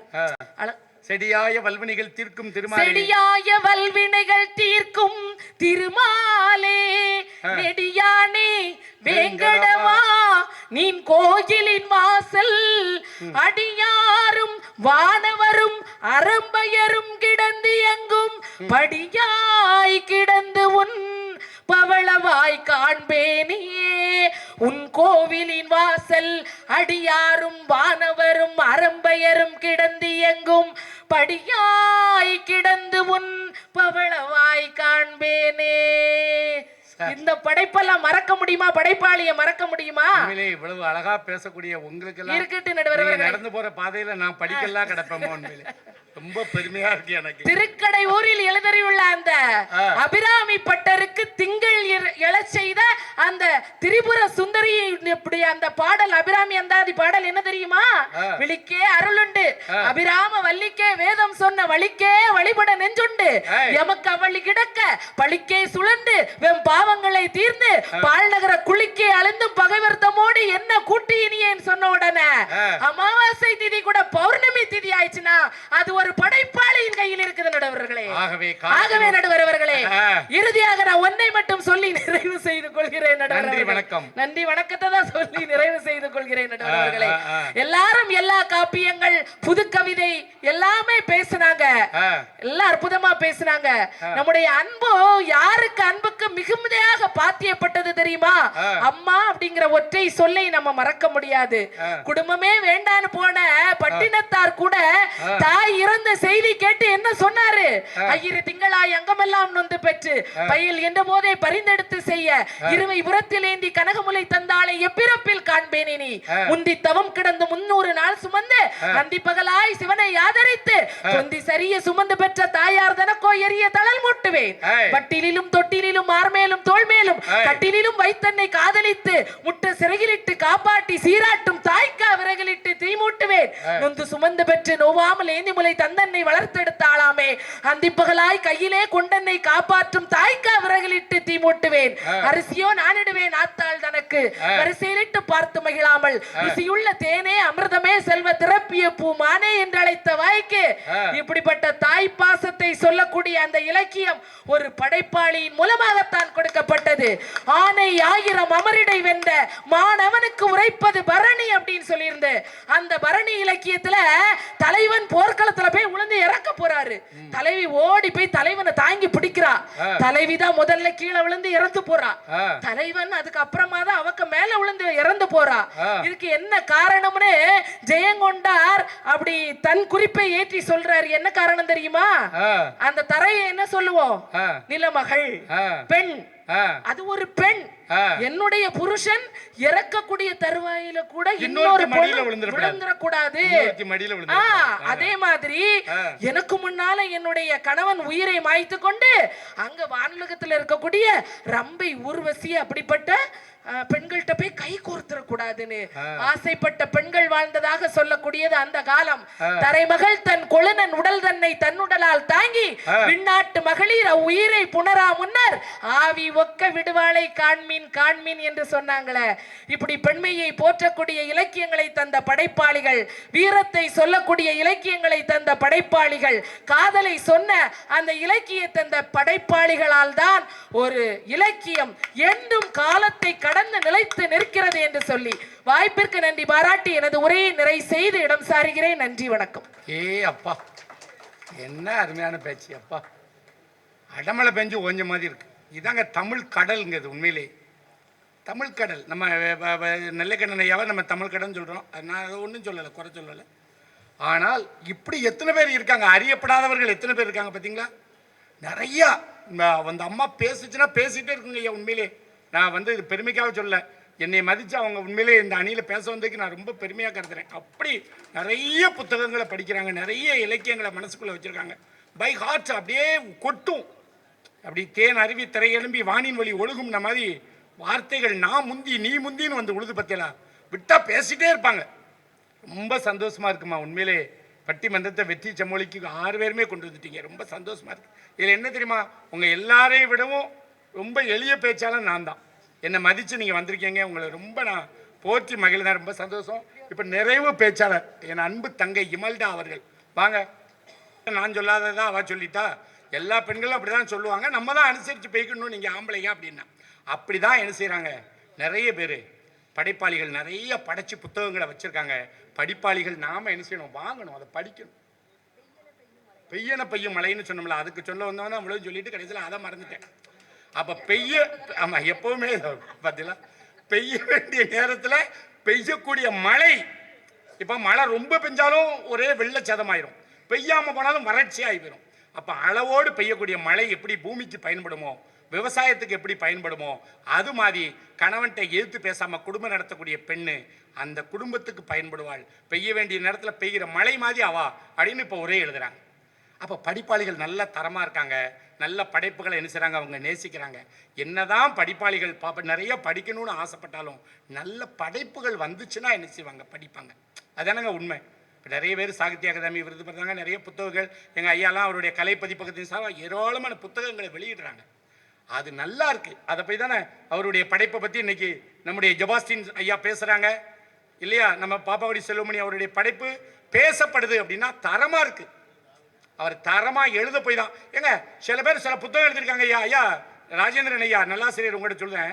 சில பேர் புத்தகம் எழுதியிருக்கான், இப்போ என்ன இளவை எழுதியிருக்கானே தெரிய மாட்டேங்குது. பூரா ஏதோ பக்கம் பக்கமாக எழுதியிருக்கான். என்னன்னு கேட்டால் அது ஒரு விருது வாங்க வேண்டியிருக்கு, அதுக்காக 2-3 புக்கு போட்டால் தான் விருது கிடைக்கும்னு சொன்னாங்க, அதுக்காக போட்டிருக்கேன் அப்படிங்க. இவனெல்லாம் என்ன செய்ய வேண்டிய எவன் கேட்டான், அவன் ஏதோ விருது வாங்கணுமா, அதுக்கு 2-3 புக்கு போடணும்னு சொன்னாங்களாம், அதுக்காக அவன் போட்டிருக்கான் புக்கு. அப்போது இது மாதிரி படைப்பாளி இருந்தால் வாசகன் என்ன செய்ய மாட்டான், படிக்க மாட்டாங்க. படைப்பு சிறப்பாக இருந்தால்தான் படிப்பாளிகள் சிறப்பாக படிப்பார்கள். ஒரு படைப்பு என்பது காலங்கடந்து அது நிற்கணும் அப்படின்னு சொன்னா அதுக்கு காரணம் படிப்பாளிகளை விட படைப்பாளிகளே படைப்பாளிகளே படைப்பாளிகளே என்று சொல்லி நல்ல படைப்புகளை தேடி பிடிச்சி என்ன செய்யணும், வாங்கி நம்ம படிக்கணும். படைப்பாளிகள் எப்பவும் நல்லா இருந்தாதான் நல்ல படைப்பு நமக்கு கிடைக்கும்னு சொல்லி இலக்கியங்கள் காலங்கடந்து நின்று நிலை பெற்று வெற்றி பெறுவதற்கு காரணம் படிப்பாளிகளை விட படைப்பாளிகளே என்று எளியவன் எனக்கு எட்டுன வகையில் நான் தீர்ப்பு சொல்லியிருக்கேன். இந்த தீர்ப்பை ஒருவேளை மறுபரிசீலனை செய்யணும்னு உங்களுக்கு தோணுச்சுன்னா இதை அப்பீல் பண்றதுக்கு வழி இருக்கு. என்னன்னா அடுத்த புத்தக கண்காட்சி வரும்ல, அப்போ இதே தலைப்புல உண்மையிலே எங்க மாரிராஜ் ஐயா எங்க இது மாதிரி ஒரு வாய்ப்பை எங்களுக்கு கொடுத்தா மீண்டும் இதை மறுபரிசீலனை பண்ணலாம் அப்படின்னு சொல்லி இந்த நல்ல வாய்ப்பை தந்த உங்க எல்லாருக்கும் நான் நன்றி சொல்லி, இப்போ வரைக்கும் பாருங்க எல்லா நம்முடைய வருவாய்த்துறையை சேர்ந்த பெருமக்கள், மாவட்ட அதிகாரிகள், வில்லுடையார் அவர்களும் மாரிராஜ் ஐயா அவர்களும் அவர்களோடு சேர்ந்து கடமையாற்றக்கூடியவங்க இவ்வளவு நேரம் வரைக்கும் எனக்காக முழிச்சிருந்து எளியவன் எனக்கு காது கொடுத்த எல்லா பெருமக்களுடைய பாதத்திலையும் நான் மாலையா விழுந்து வணங்குறேன். அண்டன் ஒலிபெருக்கி மிகச்சிறப்பாக என் தம்பிமார்கள் அப்படி சிரிச்ச முகத்தோட, ஏன்னா மைக்கு வாய்க்கதும் மனைவி வாய்க்கதும் ஒன்றும்பாங்க, அதை சிறப்பாக என் மனைவி கூட என் மாமனார் அவளை சிறப்பாக அமைச்சு கொடுக்கல, ஆனால் மைக்கை நீங்கள் சிறப்பாக அமைச்சு கொடுத்தீங்க, ரொம்ப சிறப்பாக இருக்குது, உங்களுக்கு நன்றி. அது மாதிரி அருமையாக அந்த ஒளிப்பதிவாளர்கள் இதை நல்லா எடுத்து உலகம் முழுக்க கொண்டு சேர்க்குறீங்க, உங்கள் பாதத்தில் விழுந்து நான் நன்றி சொல்கிறேன். ஏன்னா இது எனக்கு ஒரு பெரிய விளம்பரமாக அமையும், இது மூலமாக என் வாழ்க்கை வெற்றி பெறும். உங்கள் எல்லாருக்கும், மாவட்ட நிர்வாகத்துக்கு, பத்திரிகையாளர்களுக்கு, ஊடகத்தை சேர்ந்த அத்தனை பெருமக்களுக்கு, இதுவரை கண்டு கேட்டு ரசித்தவர்கள், என்னை மதித்து வந்த பேச்சாளர்கள் எல்லாருக்கும் நான் நன்றி சொல்லி, இப்போதைக்கு கிடைத்த வாய்ப்பு எனக்கு எப்போதும் கிடைக்கணும்னு பணிவாக பிரார்த்தனை செய்து நான் விடைபெறுகிறேன். நன்றி, வணக்கம்.